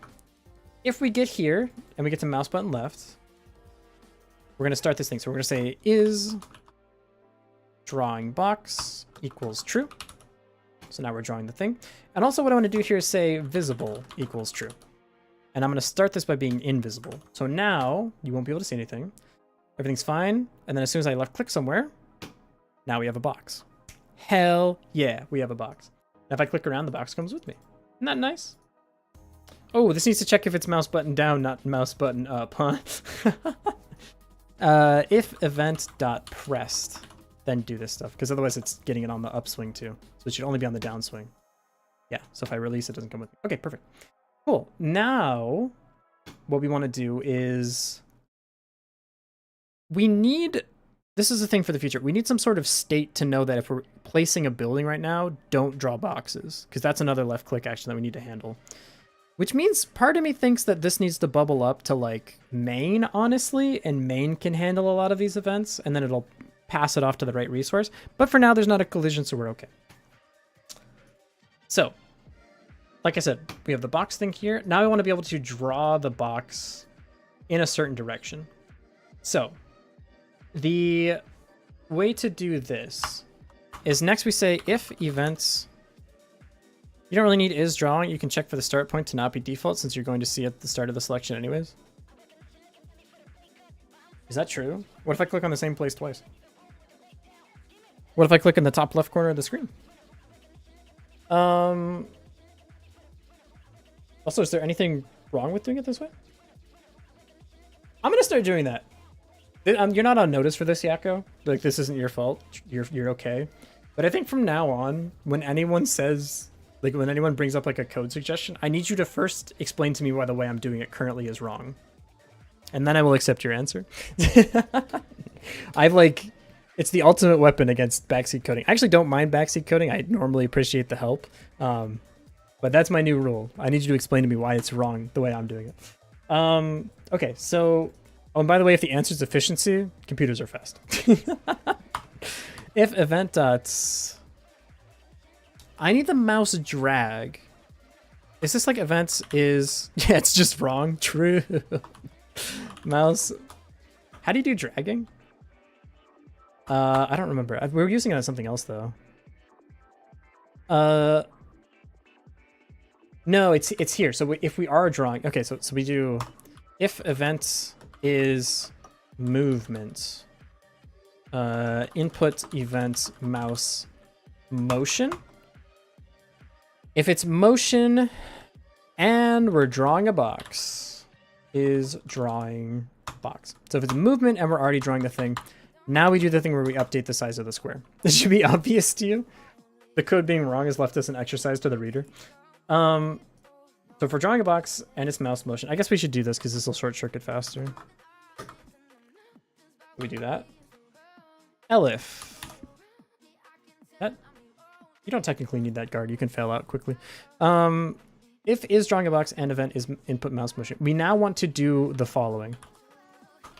Paint. We have our starting location of the box. So let's say we click right here and this is, I don't know, 100, 200. This is our point that we started dragging. When the mouse moves, so let's say we move here. What we need to do is calculate the distance between where we are right now and where we started.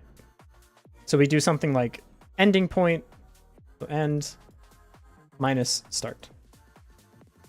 We have to be a little bit careful with this though, because this only works when we're moving in positive direction. So if we're moving to the down right, everything's completely fine, everyone is safe. If we did the same math and we moved the other way around, like say we moved up here, all of a sudden our box size would be negative, which is bad. Distance according to which chords? The start chord of the drag and the current coordinate of the drag. So you can do ABS, you can do Yes, you do ABS of these things. I meant which coordinate system? Right, so this coordinate is just in the game space. This is on the UI. This is nothing to do with the camera. This is literally on the canvas. So on the canvas, when we start our box, we land somewhere on the like wherever we click on the canvas. Yeah, it's on. I can't say. So when I click here, this is the canvas position, like 400, 500 or something. When I drag, my new position that I'm ending up in is going to be some other canvas position. We need to then expand the box to capture that canvas position. What we're actually doing, we're not necessarily finding the end point. We need to determine the size of the textured rect. And then we need to find whichever point is closest to the top left of the screen of the 2 points that we have and put the box there. That way, if I do a drag like this, it'll find this point. If I do a drag like this, it'll find this point. If I do a drag this way, it'll find this point. We need to always anchor on the top left of whatever rectangle we generate. So we take the starting point, we know the width and we know the height of the rectangle. We generate that rectangle in whatever direction the point that we're going to is, and then we anchor that sprite to the top left of whatever the generated rectangle is. Yep. Does Godot not let you do bottom right corner with negative size? Bottom right corner with negative size? I'm not sure I understand. Because you can't draw a rectangle. You can only set the size of the rectangle. So you can't say, hey, Godot, draw me a rectangle from point A to B. That doesn't work. You need to say, hey, Godot, I have a rectangle of size B minus A, and I need you to start that rectangle. The top left of that rectangle is at point A. That's how you have to do it. There's no other way to like get it to just make the rectangle. Speaking of making the rectangle, it's time for ads. Here's some Minecore parkour to sate your mind. I will be right back. I hope you get an ad for like a car commercial or something. I don't know. I'm not in charge of these things. I just have to click the button, or Jeff Bezos personally comes into my house and hits me on the head with a hammer. All right, be right back.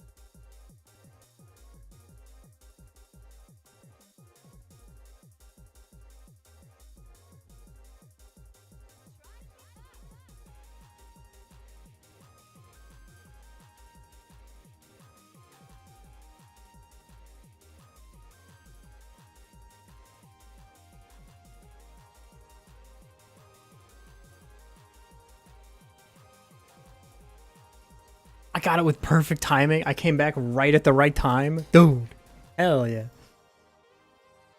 What happens if you give it negative size? I don't know. I assume it mirrors the rectangle, but what does it do with the corners? I got no idea.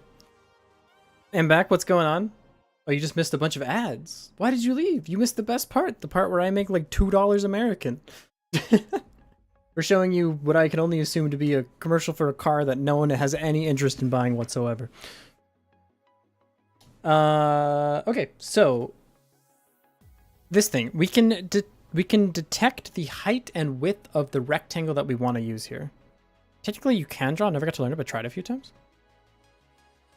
Huh. Neat. If it works the way I think it does, you don't have to do the whole ABS thing. To get the box to draw correctly on the screen, assuming the fact that it doesn't care about negative sizes, probably. However, then when I go to translate these back into real coordinates, I would rather not have to deal with it then. You just get the first coordinate as the coordinate and give the scale as the difference, and it'll probably work. Maybe. I don't want to have to deal with the signage, though, when I flip this shit back out, because I can just make a rect 2D based off of these two coordinates. I'm going to do that. Okay, so we can go... What do we say? Like var width equals our current position. No, it's not our current position. We need the start of this thing, because that's where it's always going to originate from the start of wherever this drag was. So we need another thing here. On ready var drag start position vector 2. It's going to be vector 2 0. I'll just initialize it as 0. I don't really think I need to, but no harm in doing it. I guess it's literally 0 0. You can do it like this. We're going to go drag start position equals event.position. We're going to set ourselves to here too, but we can't necessarily rely on this, because if we do the thing where we move the top of our thing to a new position, then this position isn't necessarily reliable. If you do ABS, the order doesn't matter since it's the same. Vector 2 int, probably safe as default. Do you ever experience a minor inconvenience after a hard day of work? Suddenly you can feel the hate flow through you and crave violence against inanimate objects. As long as the objects stay inanimate, I think you're probably in the clear, but like as soon as that tips over to like wanting to kick a puppy, go see a professional. I think is my advice on that one. Okay, so we can do the width is going to be ABS. We can do event.position.x minus drag start position.x. That's the width, and then we can do var height equals ABS event.position y minus drag start position.y. We can go like this. Now we can set, we have to mess with the properties here of the actual thing here.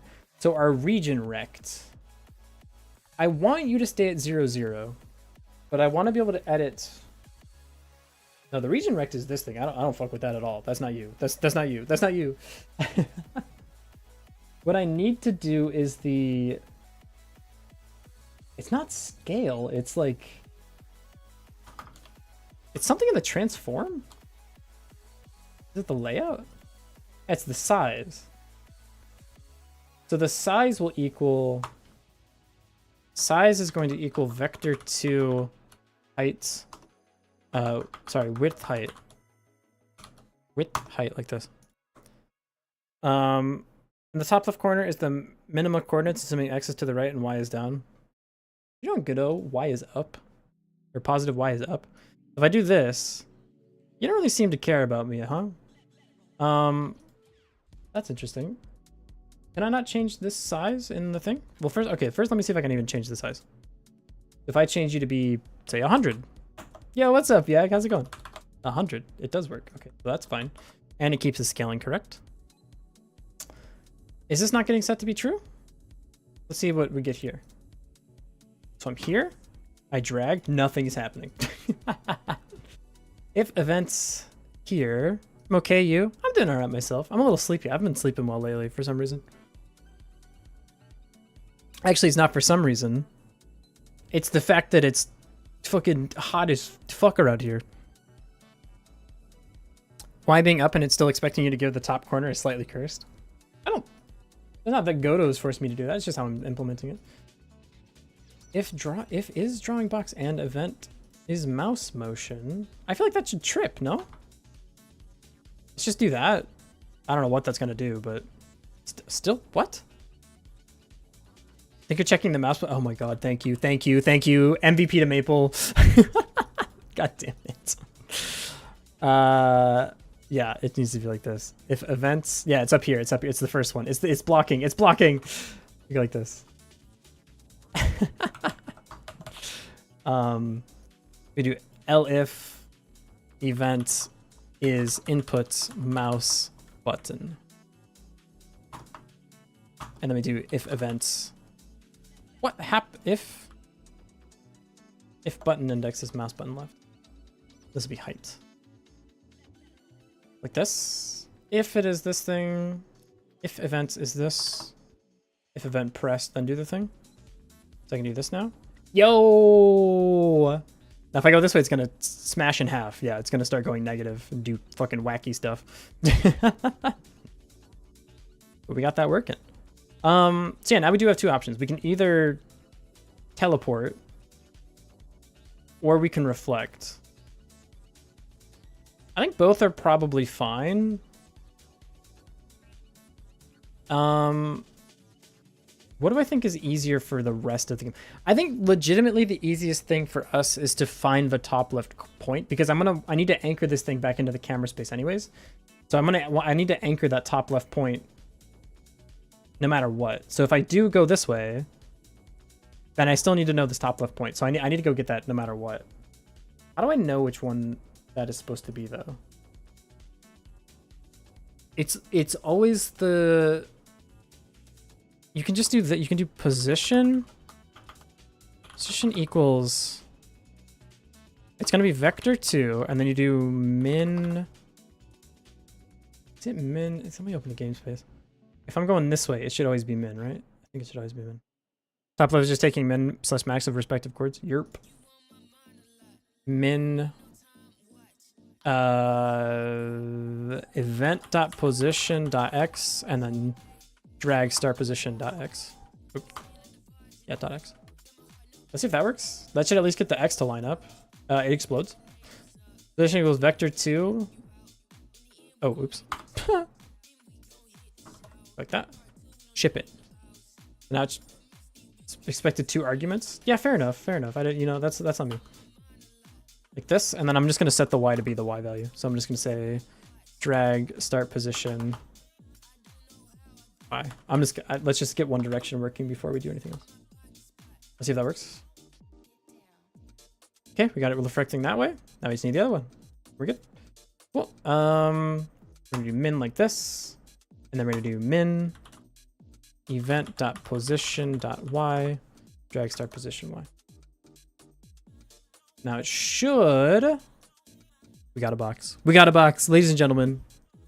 A box.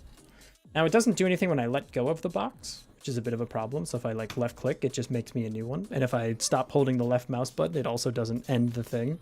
But, I mean, I'm no box connoisseur, more of a box hobbyist, but I would say that's a box. It's like an unyielding box. You cannot kill the box. It is simply too strong. So we need another thing here. If event is pressed, we actually want to follow out fast. So if is drawing box and event dot pressed and not event dot pressed, then we can say is drawing box. We're done. No more. We're good. All set. All set, all good, no worries, done. And then also we want to say visible equals false. Now, we need to signal here, probably, maybe not, I don't know actually. Because if we just bubble this all up to main, then we don't have to do the signaling here. The thing that sucks is I don't want to do it in main, I want to do it between a parent element between the camera and the UI. But I don't think I can make a camera, or I can make like a parent element for all UI like input objects, I guess. I don't know. I'm gonna do a slight offset to make those corner boxes center, but also might not be worth the effort. I'm just gonna get it working first. If it feels like a bad player experience, we can change it later. Zoop, zoop, zoop, zoop. Is it like bugging out for a second? Yeah, it has like 1 frame of the old box every time you click. Why does it do that? Canvas is a UI parent? Yeah, but I can't put the camera, because the camera has an input too for the mouse for like the zoom. I could, if I remove this and I don't let you do the right click drag anymore, then actually they'll never intersect and I can keep all the UI stuff here. The thing that sucks is if I'm moving a building around, the building is the real building that you're actually placing, but it's not a part of like the UI tree. And I don't want to make it a part of the UI tree. If I want to do that, I have to make like a UI element for specifically the building, and then that building UI element alerts the game to where the actual building should be. I'd rather just use the real building. But if I remove the right-click drag thing, maybe that's doable? It just needs to, maybe it could just be like based on the state of main to say like, can draw a box. And if you can draw a box, then you check this stuff. Or if you're like, is placing building, then you can't check this stuff. So like, can draw box is false or something. And then we just have a switch in main that can manage the different states. Is maybe the way to do it. I don't know. Lots of ways to go about it. I'm not really sure which one I like best. I'm not really sure which one's the cleanest either, because it kind of depends on exactly like what we want to do for our game. I feel like you can make an argument for basically any of the different flavors of it, but we'll see. It'll be alright. We'll figure something out. Okay. That being said, what is this weird thing where it's like giving me the last box? I think I need to set the size back to 40/40. 40 on 40, 40 on 40. I'm not a big fan of the government. Okay, so now if we do this, it always gives me the smallest box. Maybe actually we set the size to 0 then, because you haven't drawn the box yet. You gotta draw the box first. I don't think that works with the 9-patch rect. Like, I don't think I can set this to be 0, 0. What happens if I do? It sets it to 16, 16, so it like has a default smallest amount, but that's actually fine. Then you're drawing the thing. Yeah, that's fine. That's okay. It's just the start of your cursor that I can't get rid of that, I don't think. I'll set this to be visible by default by now, or to no. Okay, so now we can do this. I can place down right. This control, I'm so glad I made a parent element. See? Guy girl from the past nailing it right now. I'm gonna go like this. And then now this, the build menu. Oh, you don't have like a thing, huh? You don't have a size? That's weird. You should. That's wacky. I'm gonna click this, gonna fuck everything up. Didn't fuck. That's crazy. Why is it 2 times the length of the screen? Why is the scale to be 2? What? You're like a parent. Oh, Jesus. Y'all, I'm gonna throw up. Go like this.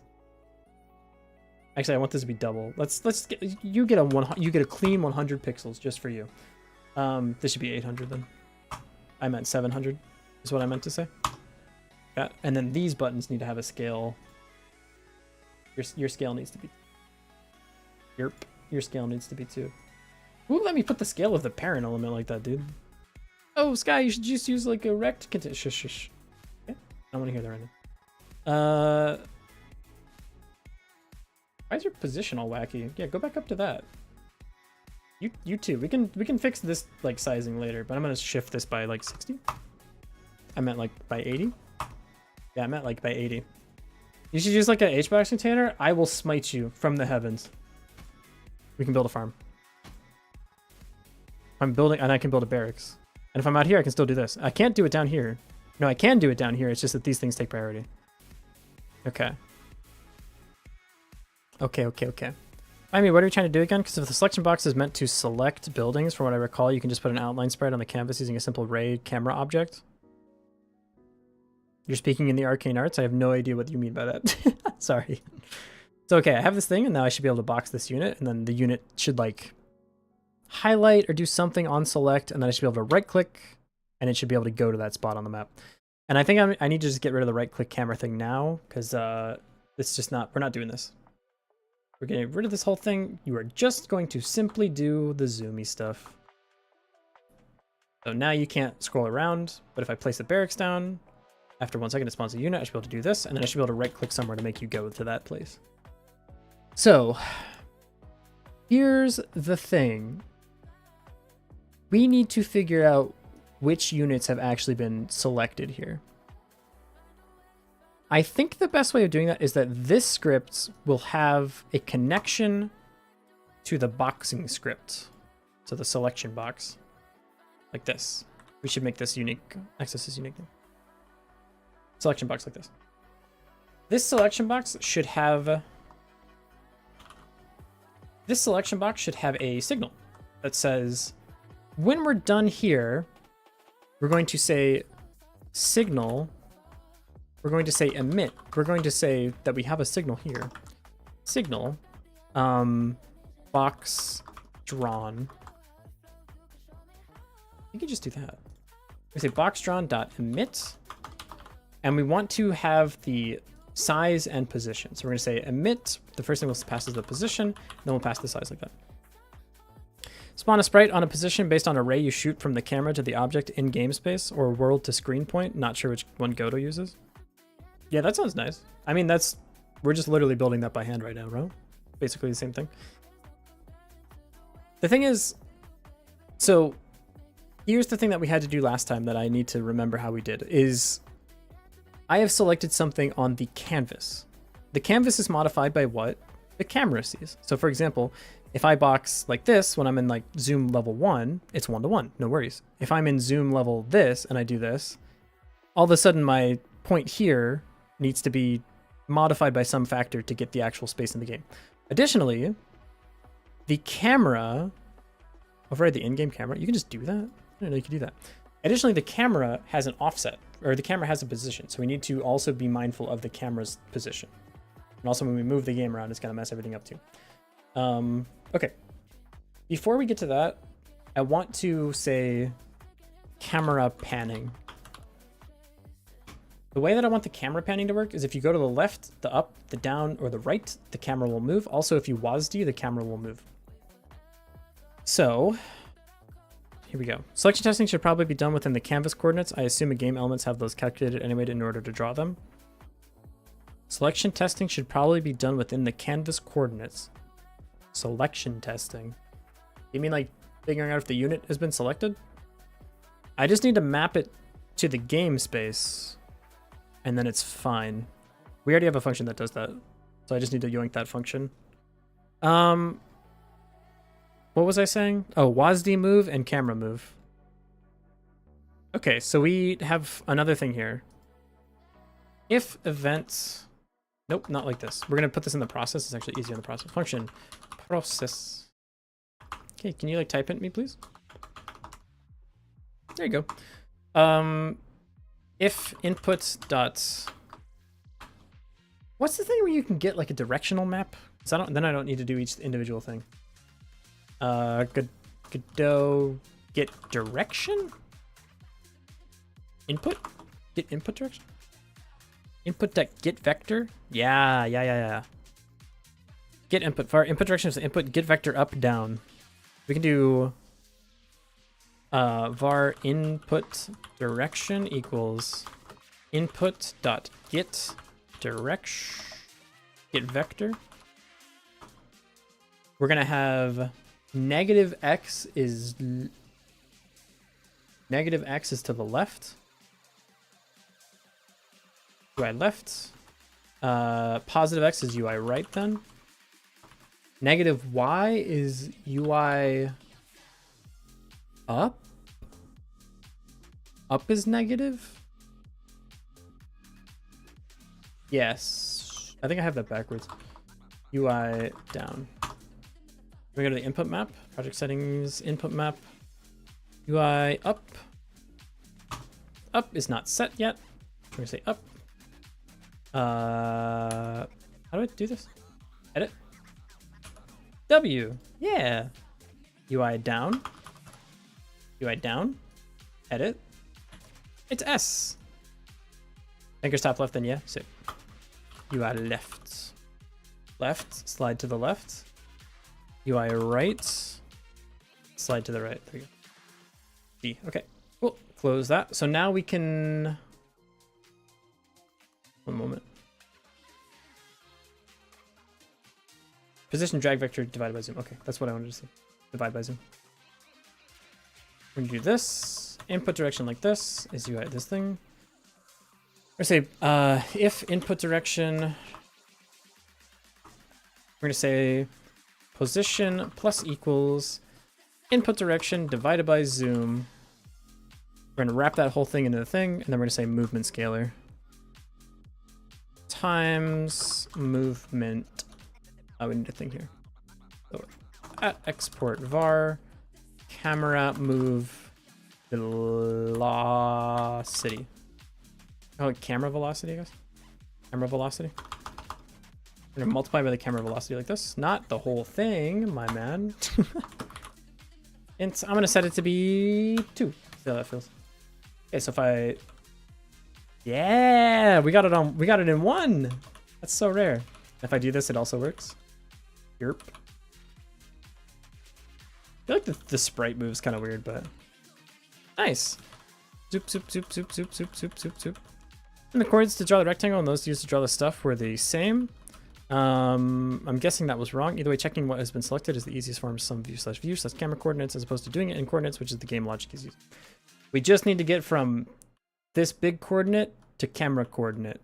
So we need to pass through the canvas layer, get where this point is in the camera's point of view, map that camera's point of view back to the game world.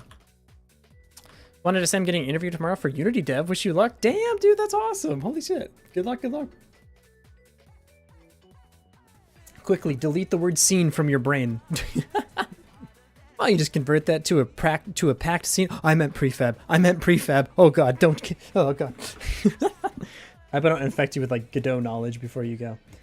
Okay. So the building has a function for this because we have a thing that we needed to yoink out of the camera. Yeah, it's this. Local to map, ground layer to local. So this is what I actually care about. It's position, subtract the window size, divided by the zoom of the camera, plus the position of the camera. So, node scene signal. No, what are you doing, Maple? Ignore me. I need to time Maple out. No. You mean game object and oh fuck, what's a scene in Unity? Game object, I think it's game scene, and it's not signal. We don't use signals here. We use fucking. It's over. It's over. Unity uses scenes. Good luck. Prefab. I don't know. Don't forget. I'm sorry if I make you fail your interview. Feel free to blame me directly. We need this thing. Listeners for you. That's right. It's listeners. Yeah. Okay, so we're gonna have a function here.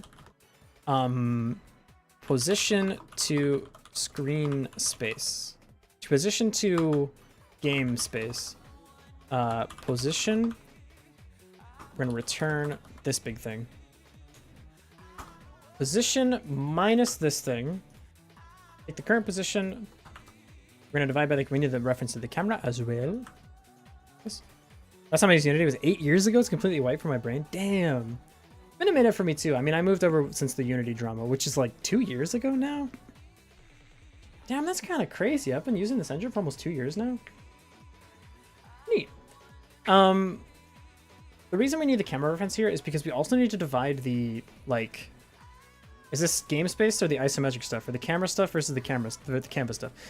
We're not on isometric yet. We're mapping to the game space because the characters are on the map, yes, but they are independent of the isometric space so far because they're just going to move to where I point them in the game space. They don't care about isometric space yet because they're not going to move directly through like one space to another. Now, when they're moving, they need to reveal tiles around them. That will then need to be transformed from game space to isometric space. But you want like this is the thing where it's like, again, in theory, it's just linear transform, but we're going from canvas. We're going from canvas to camera. Camera lets us know where that canvas is pointing to in the game. And then if we want to get the actual coordinates on the grid, we need to use iso space. Yeah. Canvas to camera to game to iso space. Wake me up when we do the isometric coordinate transforms. I'm excited to set up some matrices. I have such bad news for you. Do you want to know how you go from game space to the map space? Don't be mad at me. You have to promise not to be mad at me. You say map to local and local to map. map to local, or sorry, local to map takes a local game position and just tells you the coordinate spot you're on. I'm sorry. I'm so sorry. There's no matrices here. What's the... I don't mean to Marvel post. We don't do that here. So sorry. I'm so sorry. I'm so sorry. That's not just for integer? No, it just gets you the chords on the map. I'm sorry. I didn't mean to break your heart like this. Okay, we go... So we're going to receive a signal from the selection box, so we need to map that first. Function ready. Go. Selection box dot box drawn dot connect. Probably affine, not linear, but it can be done using homogeneous coordinates. And you're just out there using words, huh? Connect. We're gonna go to box drawn, or I guess select units. Select units in box. Wrong. Let me think about this for a moment. I think this is the wrong way of doing this, because the game has a much more efficient way of doing this. And that thing is just with an area 2D. You just make an area 2D rectangle. That way you don't have to check to see if... Well, if it's a rect 2D object that you make here, checking for everything if it's in the rect 2D is like hella fast. The thing about collision shapes is they know how to be efficient. So it won't necessarily check all things. Well, it will check all things. I guess it's the same efficiency. Yeah. I could see a reasonable argument here for not doing it this way and instead using an area 2D in collision shapes. Because you would just have a collision shape on the enemy or on the player unit that says like is selected or like selectable area or something. Then when you do the draw for the box, you still have to do the transform here, but then here you would just make an area 2D and see which things are in that area 2D as you spawn it. And then you would just destroy the area 2D. This 2D spawn a collider rect 2D if it's on different Z levels, cast a shape ray. Yeah, I think collider, that's what, sorry, well, area 2D collider, same thing, like collision shape. I think is the best way of doing it. So you wouldn't do select units within a box. You would say create selected collider like this. Function create selected collider. And the good news is you already have position and you have the size. Collider position, collider size. So here you need to draw a collider. And actually, we can add it here. Sorry. Area 2D like this. This will be the select area. Let me add another thing here. And this will be a collision shape 2D. And we can call this a select collider. This will always be a rectangle. It'll be a rectangle like this. And we will say... We say that this is, we're messing with the size here. Okay, it's time to do some mapping. First things first, the collider position is in game space. Our selection box is in canvas space. Luckily, we know how to go from, this should be canvas position to game space. Canvas position to game space. This takes out from the camera, maps us through this takes us from the canvas, maps us through the camera, gets us into the real game position. So collider, so we're gonna say, first we need the select area, like object here. This is a child ref. This will be our scene refs. Scene refs. This. Refs like this. Depending on how often position to game space is called, it might be more efficient to pre-calculate the transform since multiplying is faster than division, but it's probably not big enough difference to matter. Yeah, and depending on how this is implemented, the division and multiplication might actually go through literally the same space on the processor. So, because division is just upside down multiplication, right? Another way around.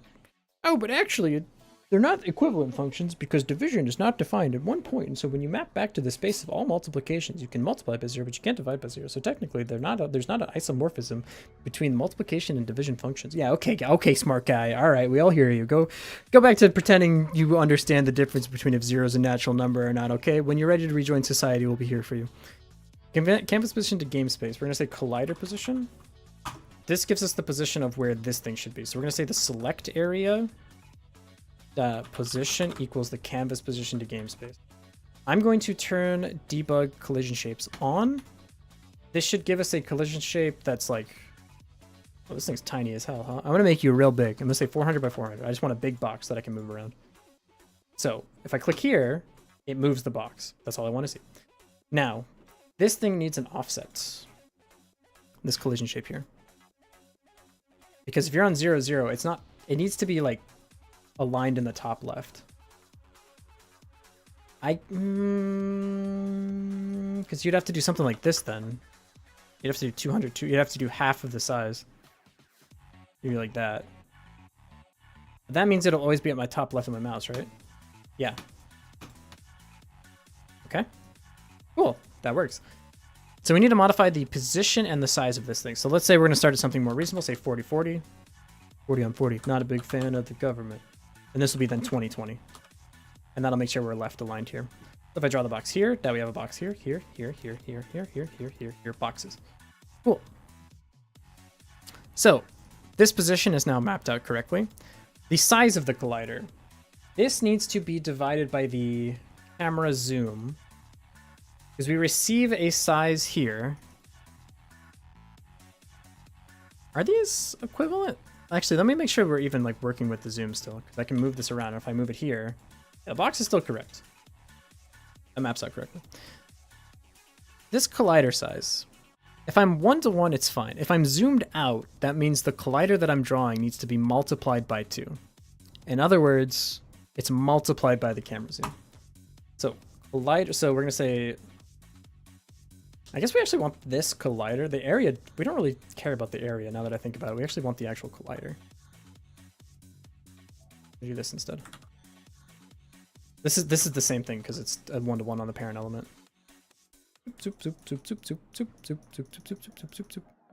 Where's your multiplication is faster asymptotically compared to the size of the numbers, but we're talking about. We're talking fixed width array here probably, so it's probably the same anyways, but I don't know enough about processor architecture. The thing is, if this number and the other number is a float, it messes. If it's integer multiplication versus integer division, yes. If it's floats, I think it gets fuzzy. If it implement it directly using bitwise operations and multiplying is faster, IRC. I think it depends on what you're multiplying. Select collider position like this. So we could say select collider dot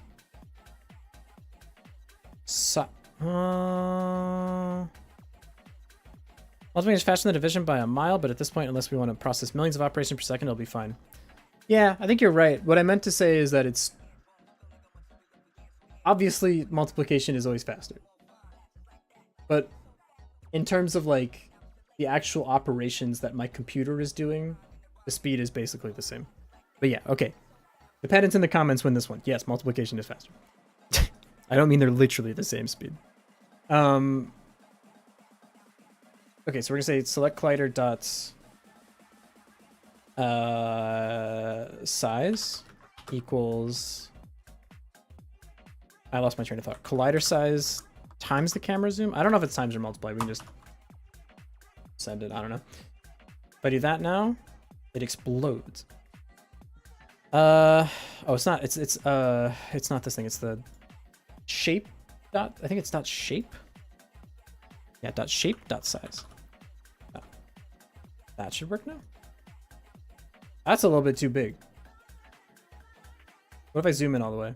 I think it's definitely divided. It's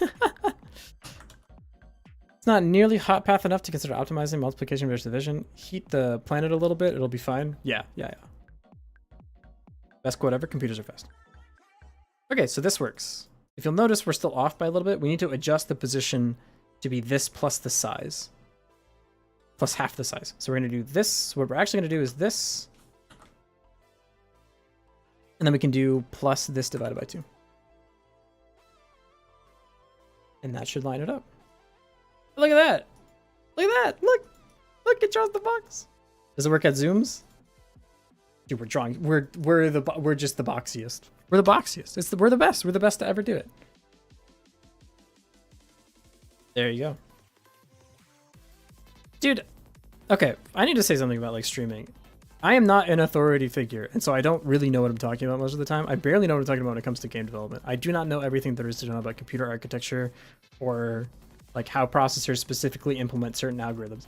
I have a degree in mathematics and computational mathematics and a degree in computer science, so I know that if I sit down, I can figure out any of this shit if I need to, given a reasonably large amount of time. What I mean to say in situations like this is that it doesn't matter. And even then, I'm not 100% confident. It's not an actual suggestion for optimizing it, especially in Hertz readability, but more of a mental self-check. Like, I think that's how it works, right? Totally fine. But yeah, I'm not like, don't think that I'm like a genius computer baby. I don't really know a lot about computers. I know a lot about like programming, but I don't know like if as soon as you go low level enough, I don't know what I'm talking about. But my point is, I don't necessarily need to know everything about how like a computer specifically does floating point multiplication to know that like multiplying and dividing doesn't really matter that much in the grand scheme of things. What's the thing where it's like 99% of optimizations don't matter? But the ones that do like matter a lot, like the 1% that matters a lot. Yeah. Yeah. Okay. I might think about having like rules about backseat coding if it gets too much, because it is getting to me a little bit this stream. I'm not gonna lie. Now fill them out with barracks to see if the game struggle to process all the collisions. The good news is there's no other collision objects in the game yet, so it won't struggle yet. No, true, if I was way off the mark, at least one person would have been like, "You're talking shit." I mean, maybe I was talking shit and no one called me out, so not necessarily true. Does that break the line if I do that? It does. Interesting. Why does Godot let you do that then? I mean, you obviously need the line break, but why does the IDE not like pick up on that? That's interesting. 80-20 rule? Yeah, relatively, approximately. Yeah. What I don't want to do here though is literally just sit here every stream and be like, I'm doing this because it's technically the most efficient, especially in a game jam. You gotta just let this shit ride. If you're trying to like critique every line of code in a game jam, brother, you're not even gonna get Pac-Man across the line in time, all right? Trust me. You just gotta get stuff working. You just gotta get stuff mixing. So yeah, it's never gonna be the most efficient. It's not gonna be the most perfect code you ever read. It's all good. 80-20 rule. 80-20 rule is that 20% of the work gets done in 80% of the time. 80% of the work gets done in 20% of the time. And it's like it's got science behind it. It's true. Not literally on the lines or anything, but I'm saying out loud, this is shit, but if it works, yeah, literally. Especially for game jams. Like, you just let it roll. A classic example, Toby Fox made the thing like 8 million lines of whatever. How to program, make it work, make it good, make it fast. I think it literally broke my brain when I watched Josh play Let's Game It Out for Satisfactory, because when I play Satisfactory, I'm trying to do like perfect ratios, modify everything, like get everything working exactly, then I'll move on one technology later. And then you see Josh play Let's Game It Out, or play Satisfactory and Let's Game It Out. Dude made a tornado conveyor belt, and he beat the game. He beat it before I did. Now, given he gets to play video games all day, it's like kind of his job or whatever. But the point is like, build the belt tornado. Just get the damn thing across the line. Then you can take a step back and be like, oh, well, maybe we should do like this vector 2. Maybe this should actually be like the window size, and we should be like hard coding this value. Build the tornado. Build the belt tornado. This is my belt tornado. And would you look at this? Dude, it just works. And that's good enough for now. How to program, make it work, make it good, make it fast. Literally no truer words have ever been said. I completely agree. To the point where like, I think get it working like with hard-coded values. Use placeholders. Use like all that shit to just get this thing working, especially for games. Get it there, see if it's even fun in the first place, then take it back. When you go to implement a new enemy, that's the time to rework the enemy system. Not when you're like building it first, like, oh, so it's like perfectly modular and all this. Get the game working. Hard code the enemy. Make them follow a simple line on like a path 2D or something. Get the thing working. See if it's fun. Then go back and like optimize. But probably not. That's why I commented on the thing in the first place. Basically, just thinking out loud in chat is from actually commenting on your code. Yeah, and I'm not saying like you're attacking my code. I did get a little bit frustrated there, and I apologize for that. It's not really your fault. I had like an 8-hour workday before this, and I slept like 3 hours. So if I'm a little grumpier today than normal, I apologize. And if anyone like legit tries to backseat too much, I'm not gonna like smite you. I'll just say like you need to back off or something. I'll just do what I'm doing now, right? I'll just say like maybe calm it down a little bit. It's a little much for me today. I apologize. Sorry. I wish I could be entertaining and receptive to feedback and good at programming all at once, but sometimes I can only juggle one of those at a time. Some days it's even 0. So, but it's all good. No one's on notice. Everyone is fine. But I think the new rule is if you're going to suggest a way of why something else is better, you have to first tell me why my way is wrong. I will literally kill you. It's true, I've done it. I've committed murder several times. As previously mentioned in the chat, the CIA doesn't even need to really waterboard it out of me. I will give up the information freely. Yeah, it's all good. It's all good. We got the thing working. That's all that matters, right? Look at this. Boop. Okay, so now we're able to put this thing down. Oh god, why is there a tiny box there? So now I should be able to do this. This thing should spawn, immediately kill itself, and let me know everything that it saw in its path. To do that, we need that the player units have some sort of like collision shape on them. So if I go to the spearman scene, here we go. We go here, add child node. We're gonna add a area 2D. Then we're gonna add a collision shape. And this can just be like a small circle around the dude. So like if we just do a circle like this, let's bump it up a little bit, make sure it lines up somewhat. So I do 5, no, we'll do like -5. We'll do like -6. We'll do like -7. Maybe make it a little smaller, maybe like 5. Something like that. We got this little guy. Sweet. I'm paying enough attention to give proper 2 cents. Basically take all my comments at random remarks and not actual suggestions. I totally get it. Totally get it.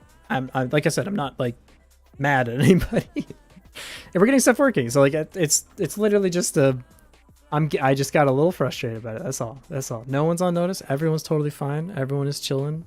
I hope everyone's having a good time even. If I could be so bold to suggest people enjoying watching twitch.tv. Probably are until you get another like Honda commercial or something.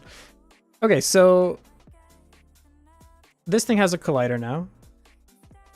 We want like collision layers probably as well. I'm gonna edit these layer names. So the first one will be unit selection.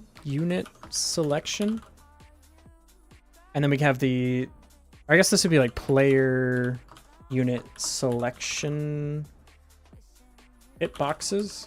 Yeah. And this will be the player unit selection area. Like that. So you are on layer 1 because you're a hitbox and you mask to layer 2. And then over here for the actual grabbing, we're gonna go here. Nope, collision. Nope, where the heck is this thing? Collision. You are a hitbox, or you're an area, and you mask to the selection hitboxes. There you go. Cool. So I can draw this shape. I need it to be open for 1 frame, which means I can clean it up on the subsequent ready frame. So I take 1 frame to spawn this thing in.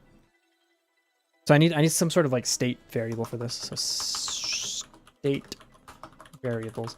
We have on ready var selection box drawn is false. Boolean is false. When we generate the collider shape, we're going to say this equals true, which then means we can set this thing to be visible. So we can say, if I set you to be invisible, does that mean you aren't monitoring?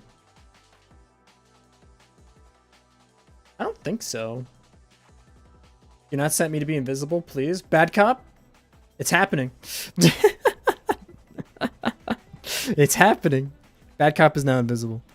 You want to say something to me? I get that using strings is not a great idea because it is easy to misspell and all, but what else do I use? I need to get the reference to an object at some point, and I want to get the reference I can use instead of string. Come real, I have a great suggestion for you. There's something called an enum. Let me give an example. This is my enum, and this I'll call this, sorry. enum, and I'll call it Great Streamers. And I still want to reference these by name, so I'll do things like Bad Cop or Mesaka. Mesaka. What this enum does is basically takes the words that you see here and translates it into a number. So what you can do is if you want to get back to this thing, let's say I want my Bad Cop thing. Obvious pandering, I'm not falling for it. Too late. You already subbed to me. Let's say I want to get Bad Cop here. I can say Great Streamers dot Bad Cop. This underlying is actually an integer. This is the 0th element of my enum. But now I get to use the words, which is real nice because I get to read stuff and it makes sense. And I can use this in other places. So let's say I have a dictionary. So I'm going to say var times watched. It's times I've watched great streamers. Like, oops, that needs to be an equal sign, huh? Not even a stream, I don't know what you mean. So you could do something like this, and then you could say times watched. I could say great streamers dot bad cop. I could say plus equals 1. There you go. Sorry, greatest YouTuber. Sorry, I didn't mean great streamers. I meant streamers who have read the entirety of the bash manual in a YouTube video. That's what I meant. Sorry, streamers who have read the entirety of the bash manual in a YouTube video. That's what I meant to type. My bad. Yeah, enumeraries, I recognize these, but I never think there's a good place to use those. From what I recall in my last game, I only use an enum and a bunch of strings. And that's okay too. Honestly, like I watched that Mesaka video then. Oh shit. False advertising. The thing is, like, you can also just use strings. That's fine. It's just another way to make your thing a little bit more readable. Used to think of enums as int until I used Rust. Honestly, enums and Rust are so overpowered for no reason. They're pretty strong in more typed languages. I think using them in like GDScript and Python, honestly, you don't really need to. Because you can just use the strings. That's honestly fine. As long as it's still like readable and they're not just like strings everywhere, I don't really think anyone's going to get that mad at you. Does enum also let you set specific values? For example, if they're meant to be bit flags, so they need powers of 2. I have no idea. I don't think so, would be my intuition, but I have no idea. Enum in Rust is just some types in disguise. So the thing about Rust is, like, are you just like better than everyone? If you use Rust, is that like the rule? You're just literally like superior to every other person who's touched a computer. That's my impression of Rust users. I don't know if that's like totally true. Kind of. All right. I don't know if it was like Ruby levels of like, yeah, we get it. You're better than us. Just go somewhere. Like, take your, oh, you recompile this to Rust. Sentiment somewhere else, please. You can't be correct, pedantic, and better than me, okay? You got to pick 2 lanes out of 3. You can't have all of them. Have you done TypeScript? Unfortunately, yes. Actually, I kind of fuck with TypeScript. There's a couple things that are like really fucking weird. Like in TypeScript, you can't call this before you call super. I don't really understand that. Enums and Rust are just TypeScript's unions. I kind of fuck with that. There's just a couple things with types. It's just like JavaScript in general has like, it just feels like nothing was thought through all the way. Like the fact, like the triple equals thing 100% screams, we implemented double equals, but then we realized that wasn't good enough, so we had to accidentally make triple equals. When I say that's actually the opposite, I know it is. I know, because like it's JavaScript. Do you know the whole language is actually written in 1 week? Did you know the whole language is actually not written in 1 week? Everything was thought through, and that's the design feature of the language. I'm not saying that's how they did it. I'm just saying that's the vibes of JavaScript.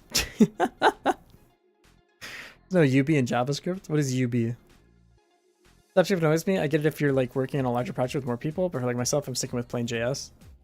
I like it better for plain JS just because it's like more stable, but JS has like 3 or 4 different ways to be null, and all of them are different for some reason. Do you see where the vibes are for JavaScript? Do you see how the vibes are off for JavaScript?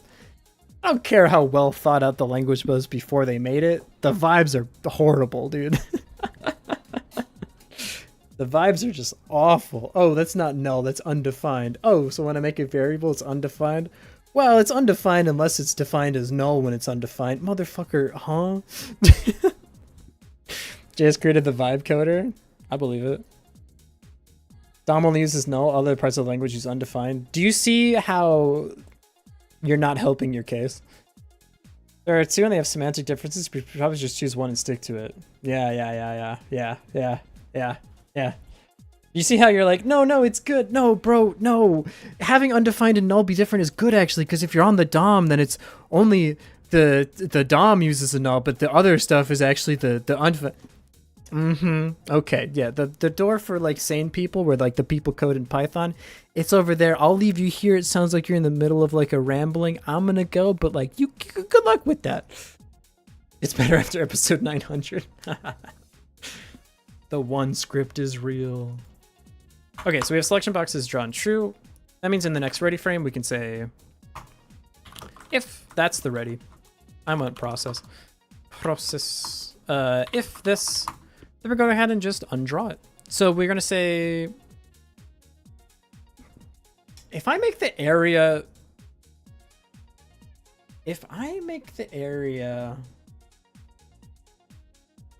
thing about JS that's funny to me is people will be like, there are so many things that are weird that I hate, and then they list the same 3 things every time. Yeah, because they're weird and I hate them. That's why I listed them, because they're weird and I hate them. They should fix those 3 things. Then maybe I'd like the language. It's extremely flexible on the account. The user will be more confused by a website refusing to work than by going slightly haywire. In JavaScript's defense, like, coding before JavaScript sucked ass when you're like, oh, it's HTML. Oh, but I have to do, like, the CSS class for, like, WebKit. If Firefox version greater than this, then don't use a flexbox. Use, like, a flex container. And if it's WebKit IE Explorer 9 but not 8, then you have to use, like, a wrap container in the margin box. And JavaScript would just be like, listen, bro, you just want a web page? Like, we can just do a web page. I will put up with triple equals a thing, but sometimes it doesn't. If I don't have to deal with, like, fucking centering a div on difficulty 10 billion when it's like, oh, first you have to detect the version of the browser and, like, the region code of where the browser existed when it was, like, conceived on the mountaintops of Moria or some shit. I don't know. I don't like JavaScript. It's coarse and rough and it gets everywhere. True. Well, let me just say I hate is JS. I don't hate JS because it's useful. I don't think I hate any languages. I kind of don't fuck with, like, I'm not, like, the biggest fan of XML. I don't know. That's just fucky sometimes. JavaScript handles things the way you expect it. No, it doesn't.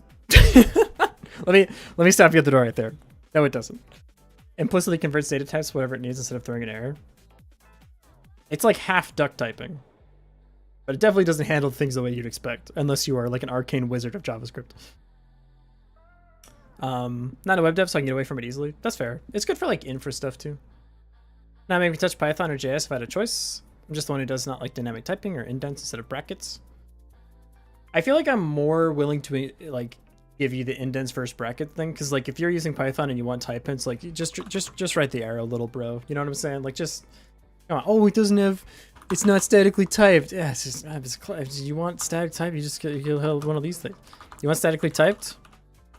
Import typing. There you go. There you go. The language does it. You're good. Go ahead, do that. Come on, just import the package. Just put the package in the bag. But the brackets versus space things, I get it. I get it. Oh, tab means that you're in a new scope. Girl, what? What the hell are you? What? What are you talking about? I don't want to be in a new scope right now. You want static typing and write your backend in Rust. There's always one of you motherfuckers around. What was I asking? Does visible make it so that you can't? If you're invisible, I don't think you detect area. Does an invisible area 2D detect collisions? Yeah, I know the areas don't detect things, but, like, let's just try it. I don't know. I can't get a straight answer on Google anymore because the website doesn't work. So we'll just throw it in there, see what happens. Selection. I need the area here. So if we drew the thing, I'm gonna make the area not. So if we're gonna say this dot visible equals false. What? Equals false. And we're going to say selection box drawn. Selection box drawn equals false. Like that. There you go. A lot of difference between having 4 types of float, int, bool, object, or something, and being able to use specific u, int, eights, or something, which are really useful. Okay, nerd. just put the numbers in the variable. Godot sometimes pisses me off with its instant floats, where like, if you want to do like 7 divided by 2, this gives 3, I think. But if you want 3.5, you have to do this. And then you get 3.5.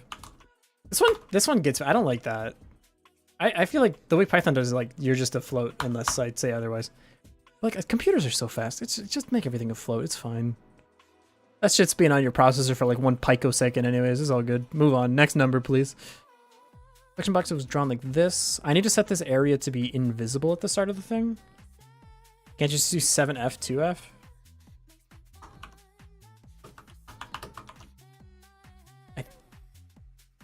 Maybe? Nope. Invalid numeric notation. This is going over the wire. Just make the number 64 bits. Yeah, you get it. You get it. Honestly. And honestly, if you're using like a 64-bit number, you probably don't need all those digits. You can probably just truncate that shit to like 8 and just send it in there, unless you're like a bank. We have a billion numbers or something. I will maintain that if you are worried about the efficiency between like an integer and a float on the processor, you are either 17 meters from like the nearest stock exchange or overthinking it.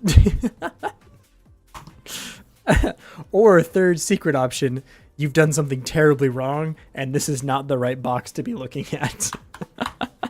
you got other fish you need to go fry. Okay. At the start of the thing, this thing should be visible equals false. Visible equals false. Imagine using a number that takes more than 8 bits.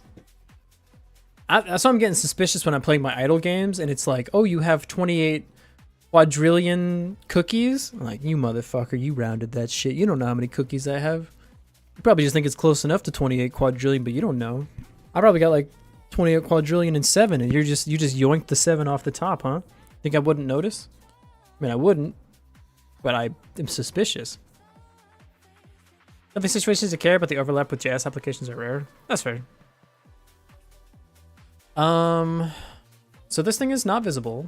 When we do this, we're going to say select area dot visible equals true, like this.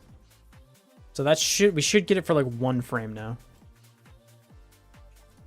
Well, I can't really tell. Fair enough. What we need to do as soon as this thing is drawn is take like a snapshot. So we say area, so selection area dot area entered? No. How do you do that thing where you're like, yeah, get overlapping areas? Can I just like print this for now? If I do this something like areas, like that. Come to think of it, we actually don't need to care about this invisible thing. Because, I did this after closing arguments. Oh. Right. Comma.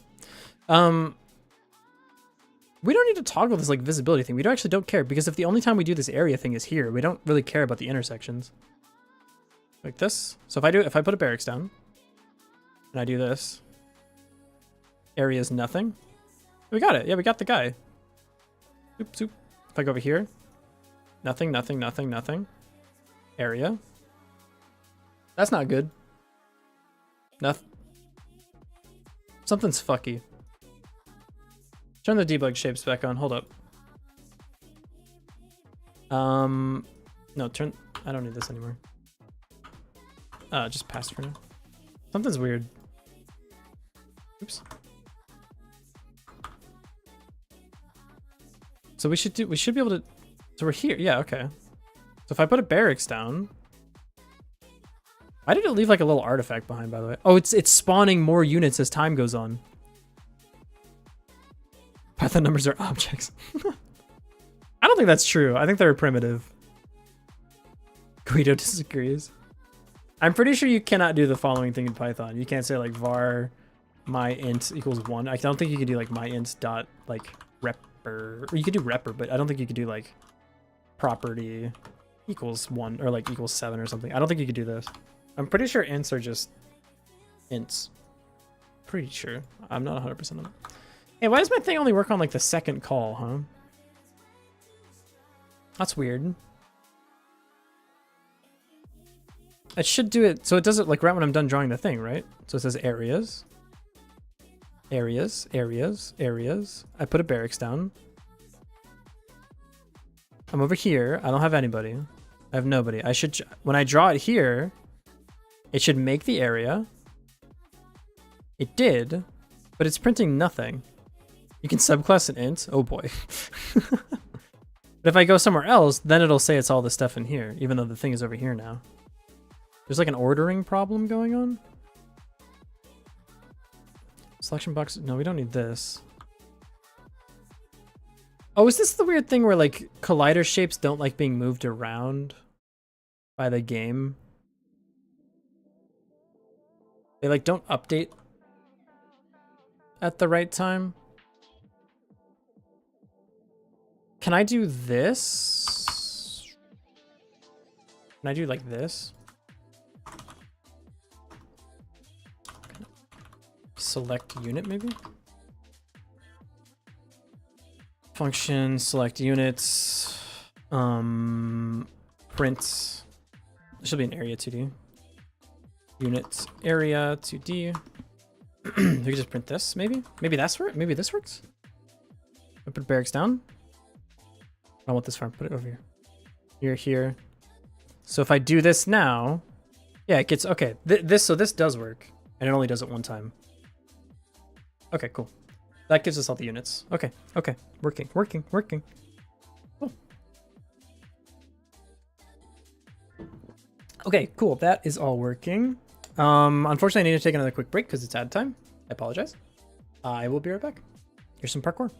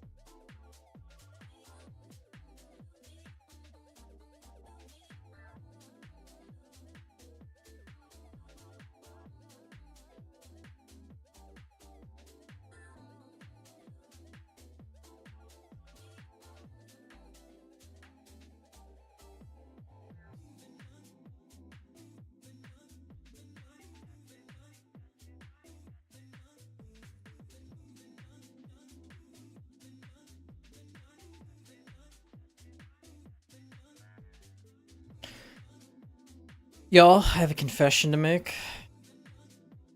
I want to be playing Mario Kart so bad right now. I don't have a Switch 2 yet. But let me check my email. Maybe I do have a Switch 2. Well, maybe I have a potential of a Switch 2. It's not looking good. It's not looking good. It's not looking good. No Switch 2 for us. Man, that sucks. Man. Safe real false equals false. So you could go back.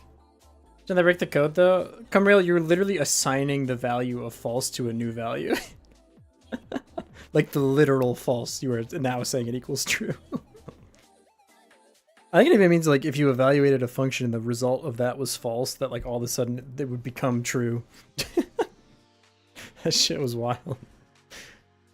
Python 2, I actually don't really fuck with Python 2. I'm a Python 3 enjoyer, but Python 2 is kind of weird. Yeah. Man.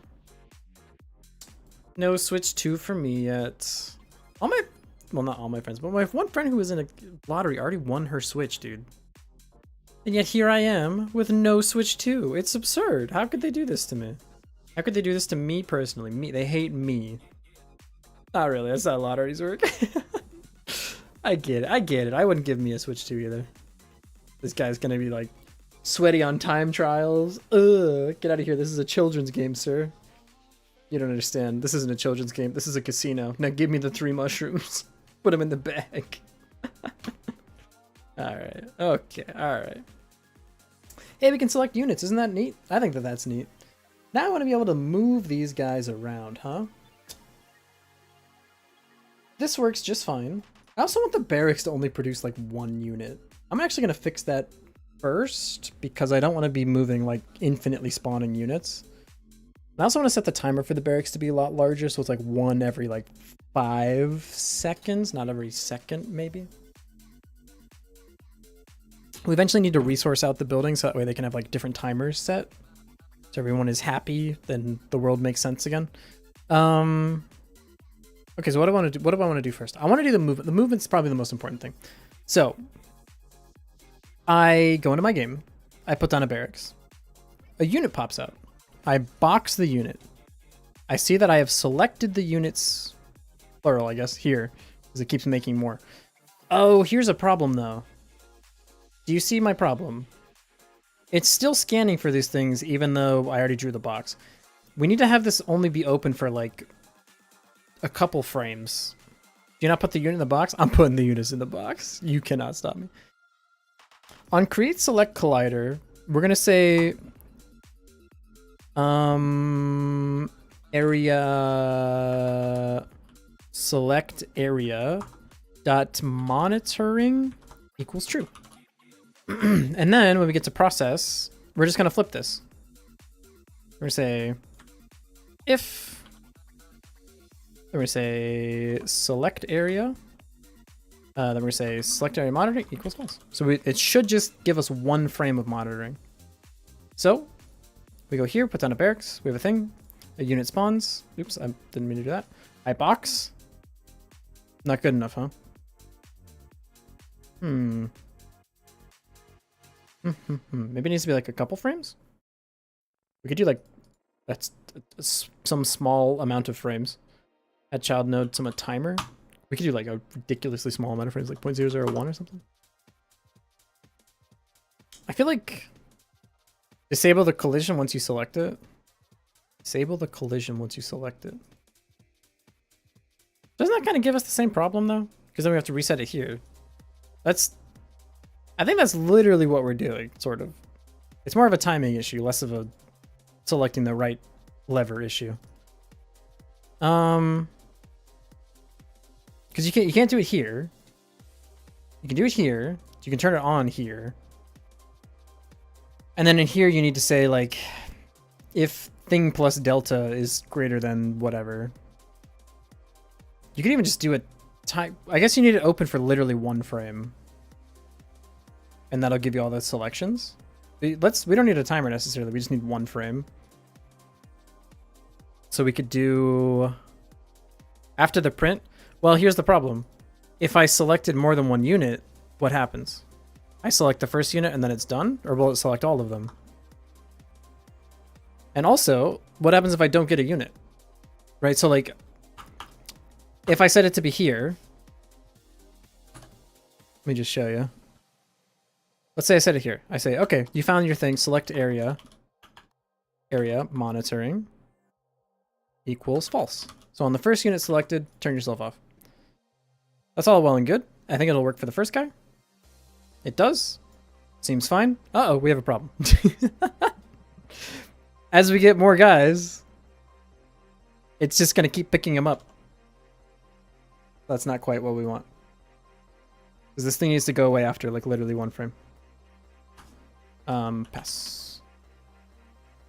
Select area. Look at this thing real quick. Monitoring. Monitorable. Disable mode, no. Inputs. Pickable. I didn't know that was a thing. Process. I'm not messing with process here. I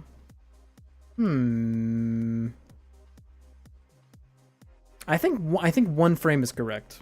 So you could do something like frame past.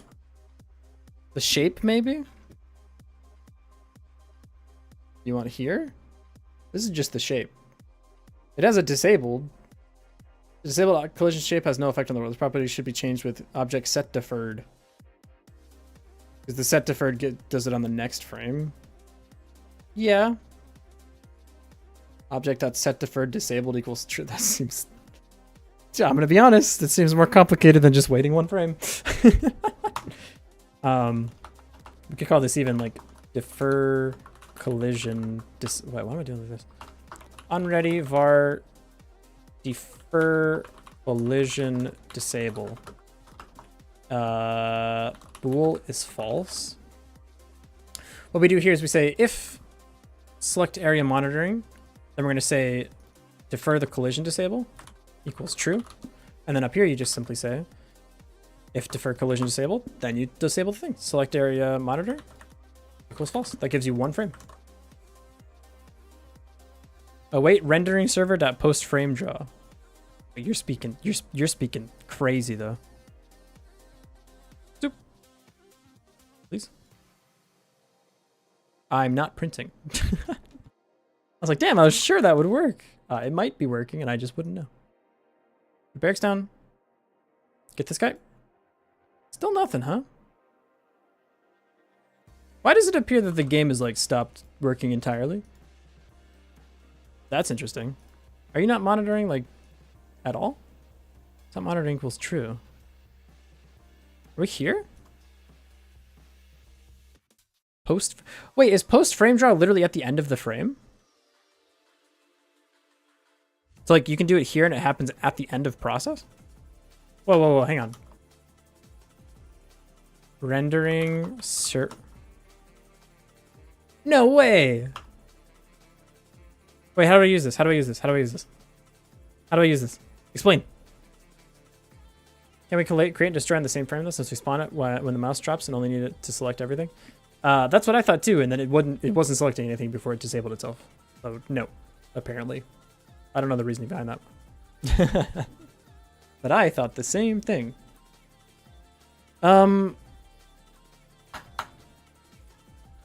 Await it? You do await? Oh, you do this? Won't this like pause my entire video game? I do this somewhere else. I do it like here?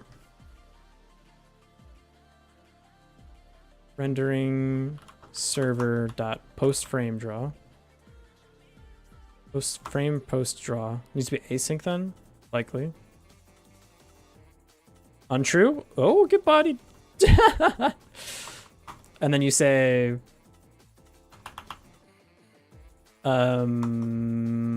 await this, and then you do select area. You could do select area dot monitoring false.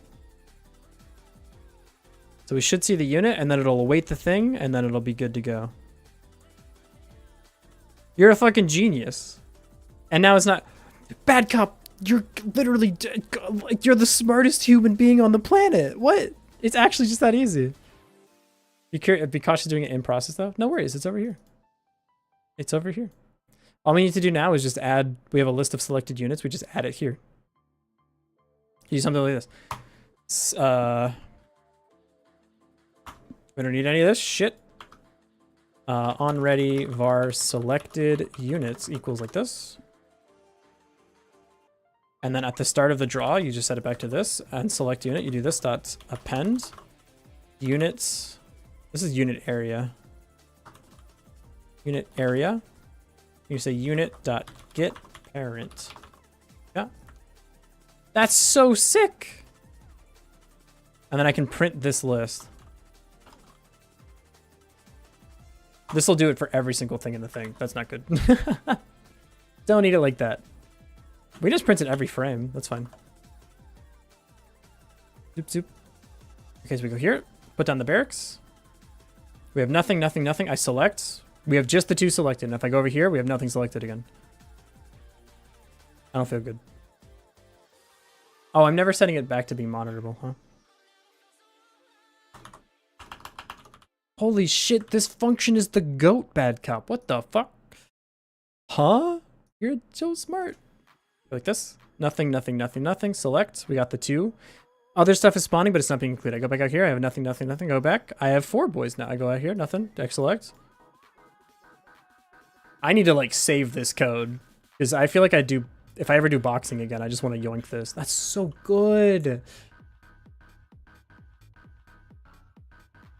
So now when I right click the game space, if I have selected units, I want the units to go to that position.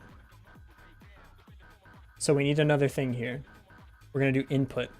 And yes, I'm aware I should be bubbling up the input somewhere. I still don't know exactly where I want all the input stuff to live, but if event dot is input event mouse button. If event dot button index is mouse button right, mouse click, is mouse button what is the thing? You have it. It's mouse button right. It's left instead of left. It's right. Expected this after if block. I'm getting to it. I'm getting to it. Can I find mouse button right in current scope? Did I spell mouse wrong? If event button index is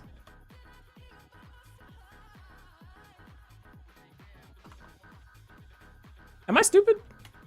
Why don't you have that? Is it because you're not a control node? No. I'm doing the thing again? No, it's literally the same code, dude. Huh?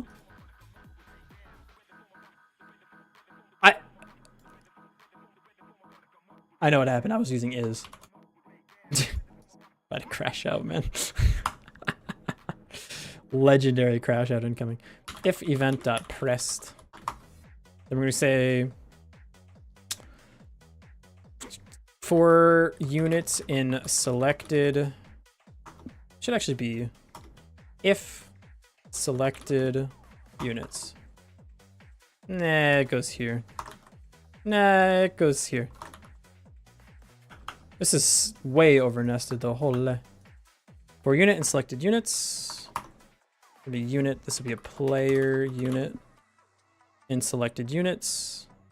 We're gonna say unit dot position equals. We need to map this out of this shit. Canvas position to game space. Event dot position. Okay, with any luck, we should now be able to teleport things around the map. So I'm right clicking, nothing's happening. I put down a barracks. The barracks is down. I'm right clicking, nothing is happening. I can pick up this guy and say, get the fuck over there. And you're still selected, so I can actually teleport you around. And then I can box you over here and teleport you around. And I can teleport this guy around too. Output overflow, print less text. Don't tell me how to live my life. Yes. This should be a unit dot move to position, but that function doesn't exist yet. We don't need this print anymore, obviously. Obviously. Cool. Not sure how the IMPL works, but it's probably just function coloring when it sees a weight. Y'all are too... You've gone too far up. If you select multiple units, it did work. So keep in mind that the units will go to the exact same position. It doesn't like super work. Player unit, we need to go here. We're gonna have a thing called function move to position. We need to have some export var movement speed floats. I'm gonna give you 10. Why not? Move to position, and we're gonna have a target position. We're gonna say position equals max, min? How do we do this?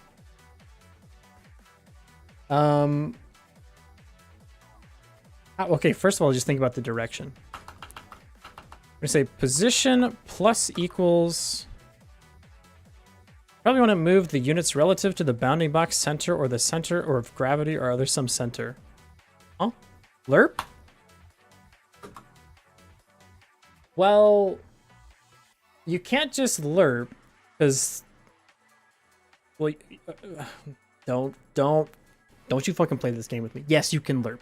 However, the distance... Like, you're not going to get there on the same time every time, right? If you're far away, it takes you more time to travel to the thing.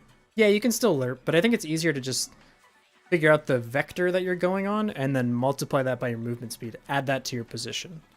Thing is, you need to at some point say, okay, stop at some point. But yeah, move towards. Does that work?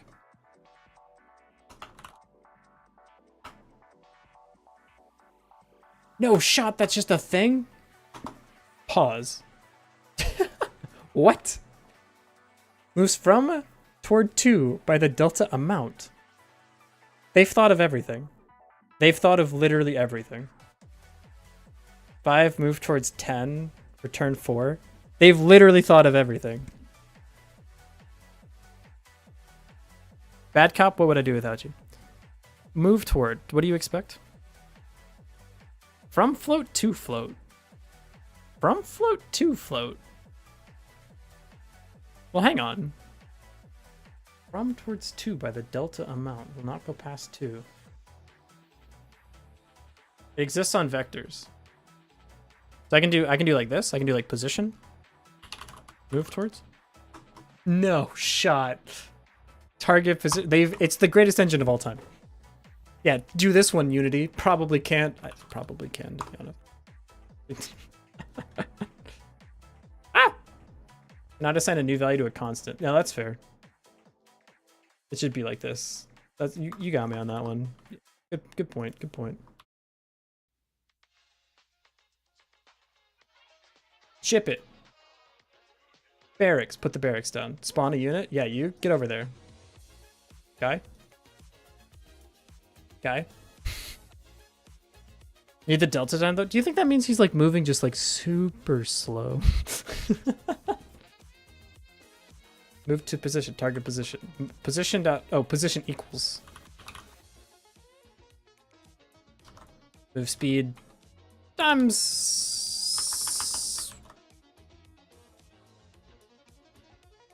He was actually sliding? No shot, that's so funny. I don't think that's true though. Right, yeah, we need to like keep doing this till you're there. So this is a little bit different. Yo, this song kind of gas though. There's vector functions like this too. God damn, you learn something new every day. I don't know if I'm actually speeding up as a game developer or just learning more built-in things that let me go faster. I don't want to know the answer because I already know the answer. It's the second one. Function, process. Yo, give me the process. Yeah. We're gonna have state variables. On ready var is moving towards target, and then we're gonna have on ready var. Gonna be a boolean, my man. You're equal false because you're like that. And we're gonna have target location is a vector 2, and I'm not gonna initialize this guy. State equals California. Stay safe out there. No more kings. Process delta. If is moving towards target. We're going to say position equals position dot move towards target position. Target location, sorry. We're going to go to movement speed times the delta, like that. If position equals target location, then we can say all good is moving towards target. Yeah, we might be on like future funk kick. This is awesome. Hang on. I'm pivoting. This is like a pick one, pack one. Go to song radio. Yeah, we're here now. Oh, it's the same exact playlist I was basically already using. All right, fair enough. This shit is gas. So instead of this, we're going to say is moving towards target equals true. And then we're going to say target location equals, and I'm going to keep these. This target location. Scope it out. Ship it. Okay, now you should schmix over there. Barracks, put the barracks down. Unit spawns. Get over there. Look at him go. He's doing a little thing. Look at him. I know he's going to get to the spot and he's going to stop. Stop. Stop. Yeah. Wahoo. Go over there. Okay, you're like kind of slow. You can be a little faster than that. Maybe like 20. Not 200. Jesus. My man will be like fucking sending it. Run here. All right, barracks. Put the barracks down. I think that's still a little bit too slow. Maybe like 30? Not 390. My man will be schmixing. It's the Nikes DLC. Over there. Honestly, that's a little bit too fast. I would say maybe 25 is a good compromise. There you go. Godot handles the cutoff as well. Yeah, they have a nice thing where like you can, if you do equals between vectors, they it gives you like the fuzzy thing. It's all good. Which makes it even more tilting that the original like isometric mapping can't do the rounding because there's already like a function that could solve that exact problem, except it doesn't work because the distances are actually the same and it pisses me off. This song is so good, dude. I'm having a great time. I love making video games, dude. What a great hobby. I'm so glad I found this randomly. Thank you, FFS Jam, I think was the first one we did. That'd be a great time. Okay, the next thing we need to do is what? Camera panning, you can box the knights. And the knights can move. Knights can move. We did that. So the barracks is like kind of done. Yeah. Oh, we need one more thing. The knights, when they move, need to reveal tiles.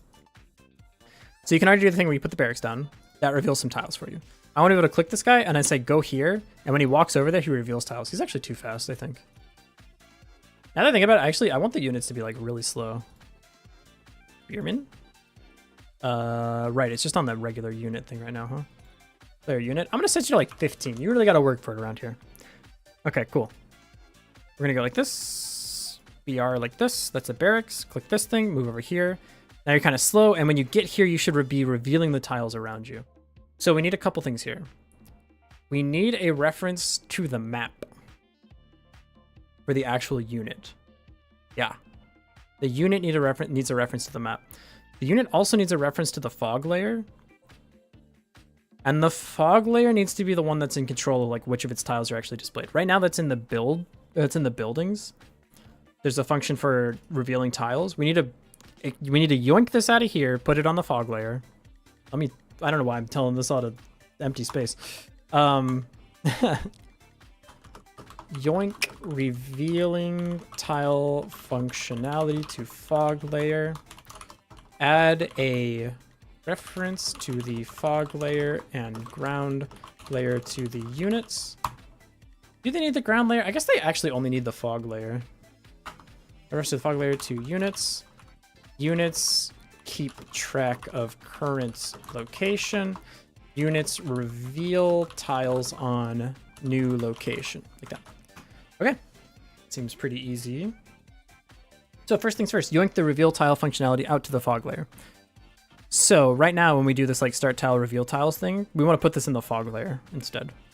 So this generate revealed tiles for a certain light level. Yeah, we just say you don't belong here. You belong with me.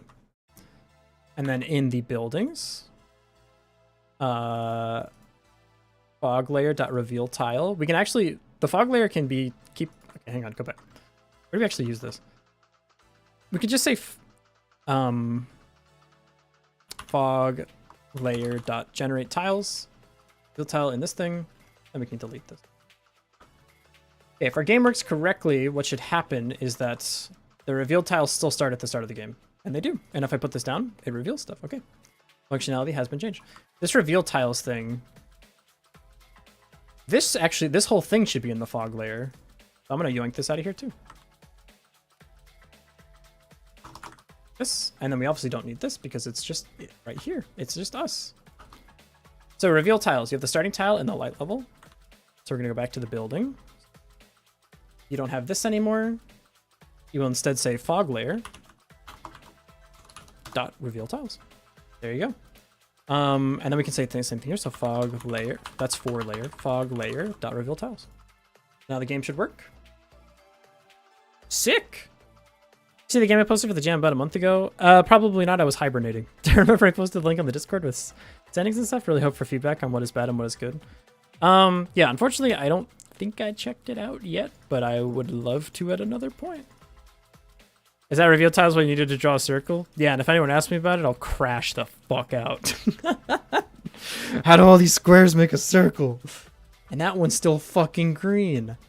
Okay, so we're gonna go here. Reveal tile, reveal tiles.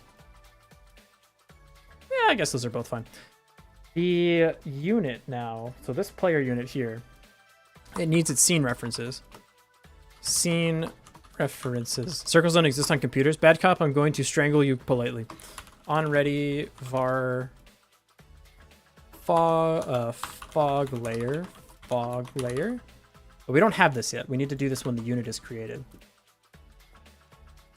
So we need this reference here. So when we go to player units, spawn unit, we're going to say new unit like this. We're going to say new unit dot fog light.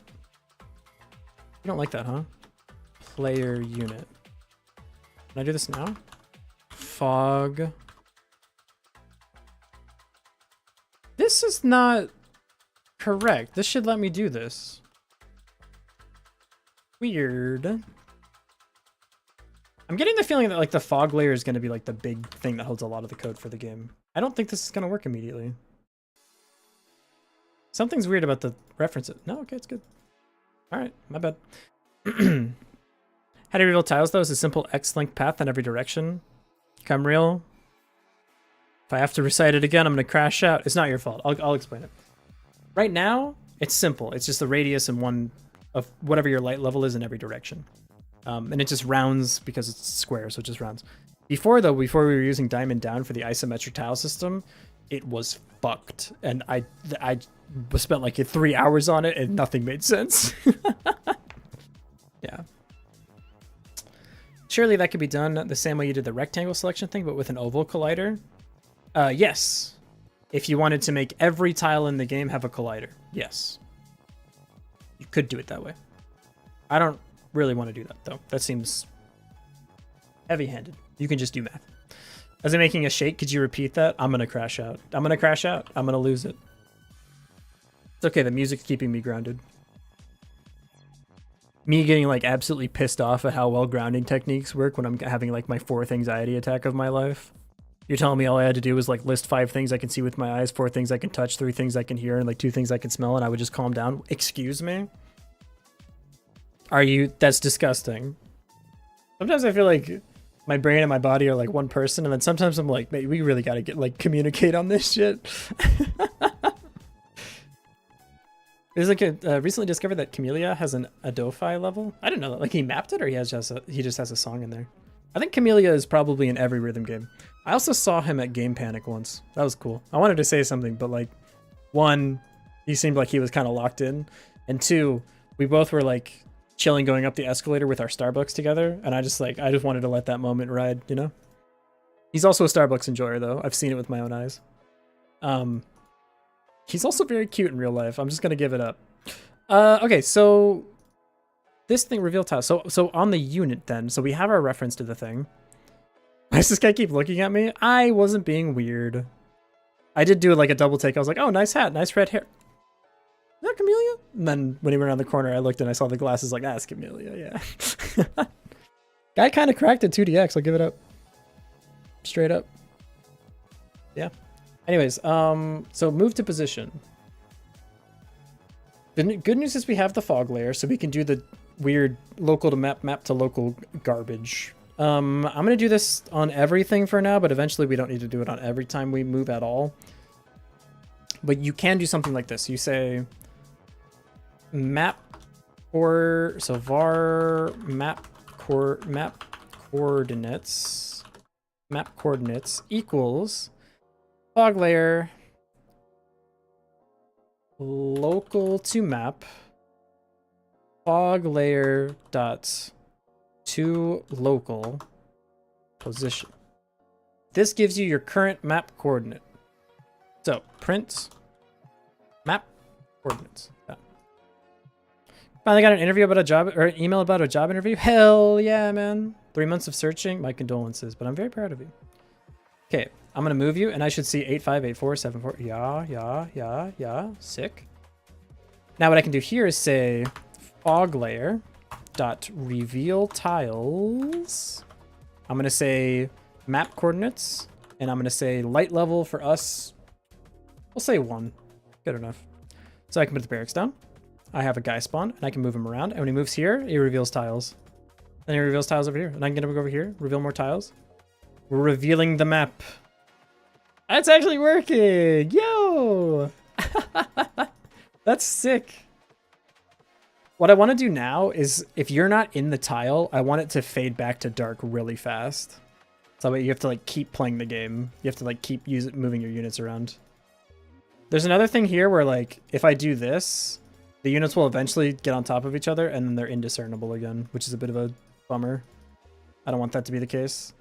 But like, it's actually a video game, dude. Look at that. Move people around. The guys do feel like super sluggish. I think that's kind of correct. It'll help when they're like actually moving. They're not just like statically gliding around the screen, but that's not a good sign. Why didn't all of you get picked up? Oh, probably because a new guy spawned is all. Yeah, it's probably. Yeah, okay, it's working. Over here. You go over here. Okay, we're playing an RTS. All right, you go over here. All right, now you guys, you go over here. Yeah. Well, this will reveal more fog. All right, now you go over here. We're looking for the enemies, dude. They could be anywhere. They could spawn anywhere in the fog. Isn't that crazy? Not that they exist yet, so it makes it kind of hard for them to spawn anywhere, but like, you get the idea. What is this? Are the buildings connected to the base? Since if you do a fade out, then you can have a void space between buildings. I think the rules are you can only build on revealed tiles by buildings. So when I bring up this menu, maybe there's like a blue outline of all the revealed tiles. You can only build on the revealed tiles. You shouldn't be able to build on things that are like temporarily revealed, but I haven't really got to that part yet. So we're just gonna have to let it ride for now. Also, if I turn off the debug shapes, this all should be invisible, right? If I build this thing. It looks so dark now. That's a creepy feeling. I can like move you around and it's still okay. Yeah, okay. Cool. All right, done that. Add a reference to the fog layer to the units. Done that. Keep track of unit current location. Done that. Units reveal tiles on new location. Done that. We might need to do some like slight optimization here so that it's not doing on literally every movement. It's only when the tile that it's in updates. So you could do something like on ready var current map tile equals vector to I. You do something like this. You would say if, well, you don't want to extract this thing twice. So it's like, so position map tile equals this. If, sorry, var, if current map tile does not equal position map tile, or I guess this should be like new map tile, then you can say, okay, then we reveal the coordinates with the current map tile. Or sorry, the new map tile. Well, it doesn't really matter. You could just say current map tile equals new map tile, and then do the reveal. And then on the start of this, you would say current map tile equals this, something a little bit like that. So the first time you check it, and then you start moving, and then every other time if it's new, then you update. If it's not, then you don't care about it. So you go like this, and it still works. Okay. And now it's not doing it. It's not trying to reveal the tiles on like literally every frame, but there you go. Cool. All right. Get status. Get add this. Get commit units reveal fog.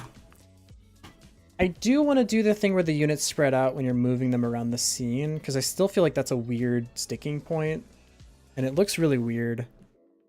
Do I want to do that, or the fog, like, reveal tiles, they fade out next? I think neither. I think the correct thing to do is to get the enemies in the game, and then we can like tweak with the smaller things. I think get the enemies in the game, so like have enemy bases and like the void monsters, and then once we do that, we can have the spearmen fight the enemies. We'll do like HP and stuff, and then you can fight the bases, and then we sort of have like a game at that point. Does ask if there's usually 2 types of fog currently visible versus explored at some point. I want the game, so yes, however, I want this game to be like creepy in the fact that if you don't have something here revealing the tile again, it will slowly fade out. So like, it's not that this will just get darker, it'll go back to looking like this if you don't have things revealing the tiles. Do you want the units to spread out like a specific spacing, or do you want them to keep their existing formation? I guess theoretically, I want there to be like space around their feet where they can't intersect with each other. So if I have like these 2 units selected, they can go towards each other, but as soon as they get within range of each other, they'll like bounce off and not get to the right spot. The problem is that's really hard to do, and I don't really specifically know how to do it. I don't really know how to do like unit formations, and I don't think I need to yet, because that's more of a stylistic thing, less of like a gameplay loop thing. I think the most important thing is just doing the enemies next, for sure. Because once you get enemy bases, then we can move on from there, and like then we actually have a full game loop. I guess we don't really have like the resource part, so I guess we would do enemy bases, we'd figure out the resource thing, and then you sort of do have a full gameplay loop. Yeah. I think the barracks I think they should just produce units on their own, and they should just consume food when they do that, I guess. Not sure. I think the unit should have like a small line to where it's currently going. Ooh, yeah, like RTSs do that a lot, right? So you click here and it'll have like a line to the spot. Yeah, if we have time, I'd like to do that, because I think that's a good like visual indicator. Also, middle wheel to move around might be the better thing, because I just tried to do it intuitively. I'm gonna add that. Middle wheel to move map, but that's, again, we don't need that for the thing to work.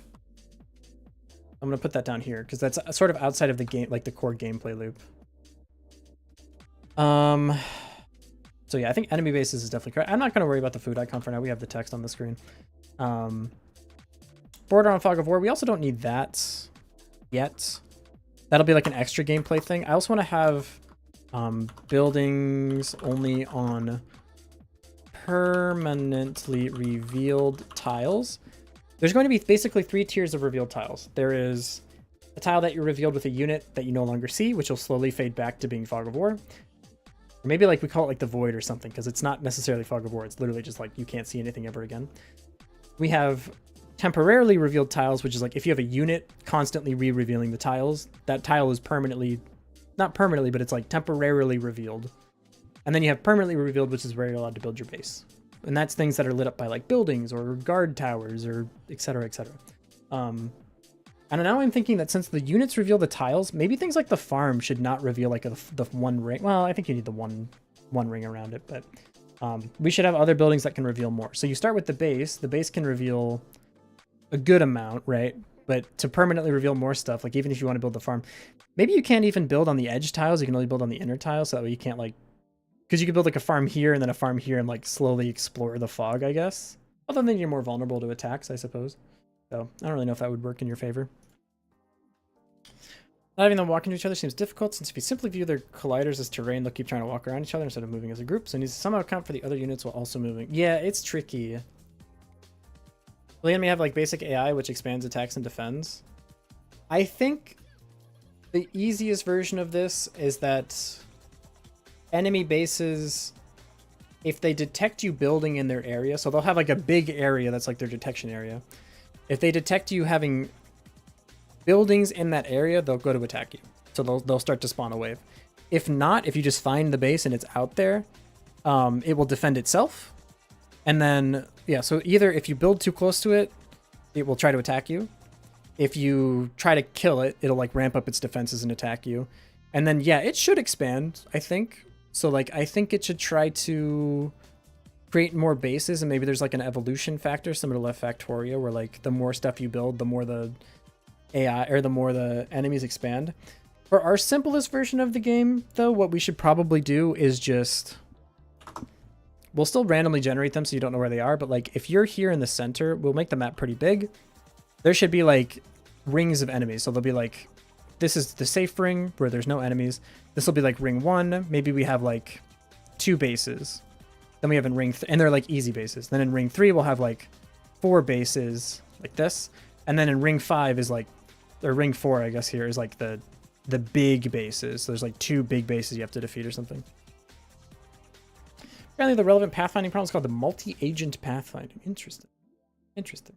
I think this is probably the easiest way of doing it. And then we can just literally like from your starting location, pick 2 random points in the first circle for the first ring, pick 3 random points for the second ring, and then pick maybe 2 final points for the third ring that are the big bases. And they can have different enemy types at each base. Yeah, if you build too close, or maybe if you move a unit into their detection range, then they'll activate and start spawning waves to come attack you.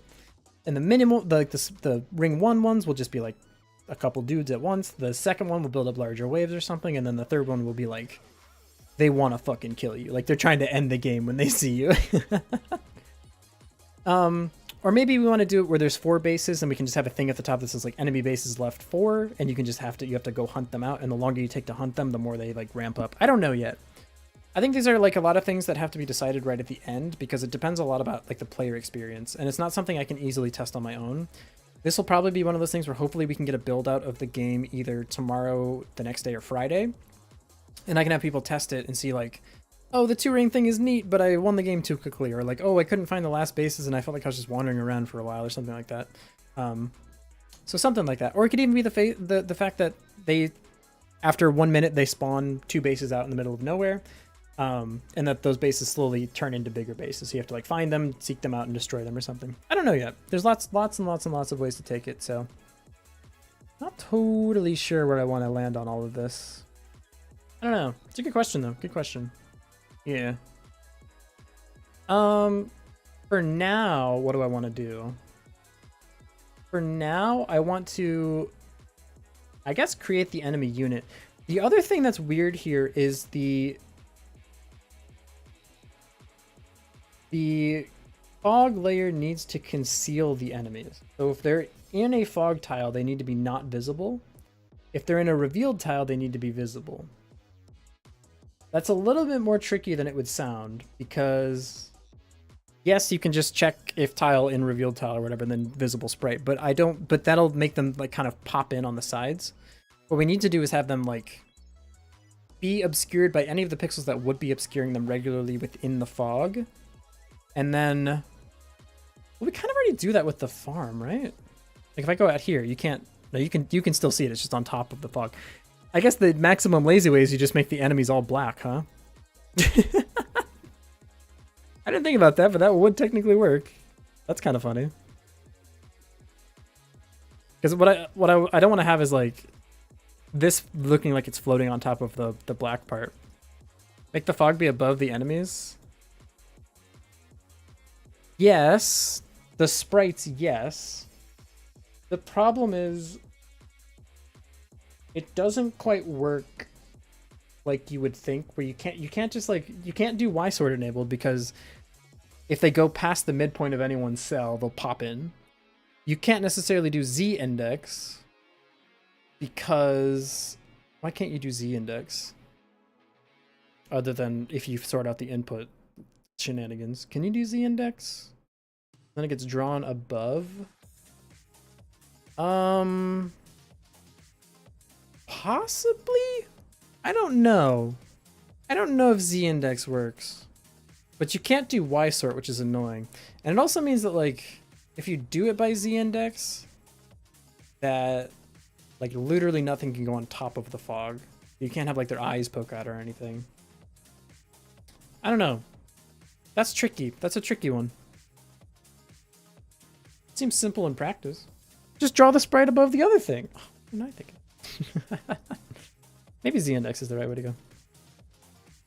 Not sure. If I do Z-index on the grass, what happens? The other ones can't reveal the tiles, obviously. Ordering, if I just did like +1, does that make it so everything is above? No other way around? Oh, now this is above the fog, though. But now nothing can even... Yeah, maybe it would work. I'd be worried about it eating my inputs, though. You'd have to make sure that this is on pass or something. I don't know. It might work. Possibly, potentially.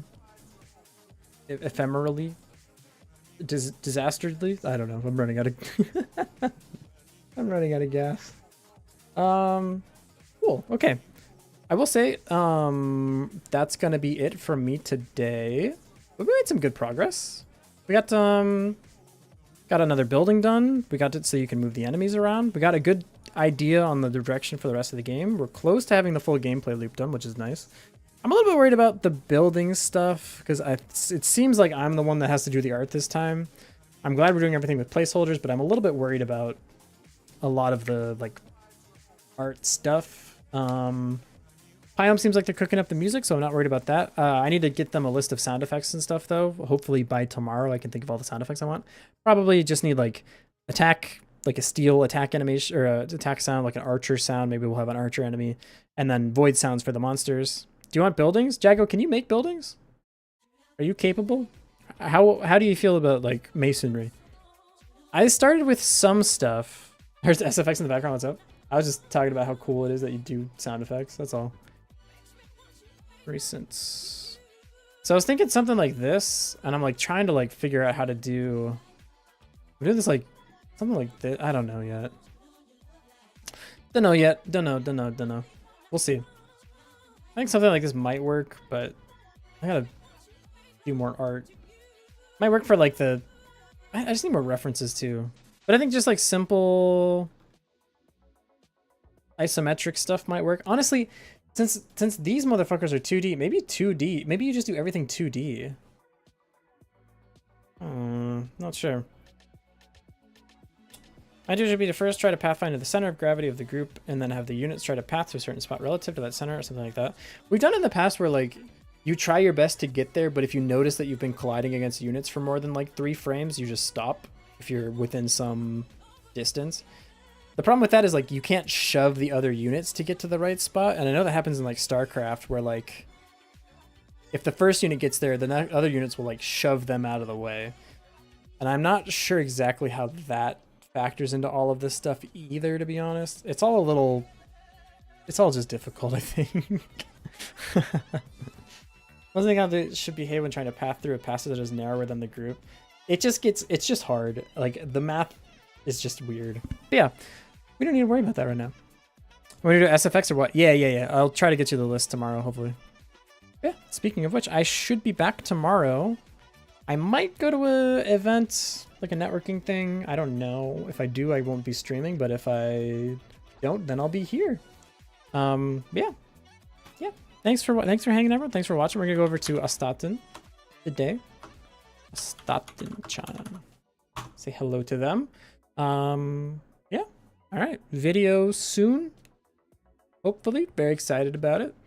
Other than that, I don't have anything else. I'm gonna go rest my voice because it feels a little scratchy. I'm a little worried. I don't know if I'm gonna make it the whole time, but I'm gonna do my best. Thanks for watching, everyone. Thanks for hanging out. Sorry, I got a little tilted for for a moment. Raiden Astaten, let's go. Oh yeah. All right. See you there. Bye-bye.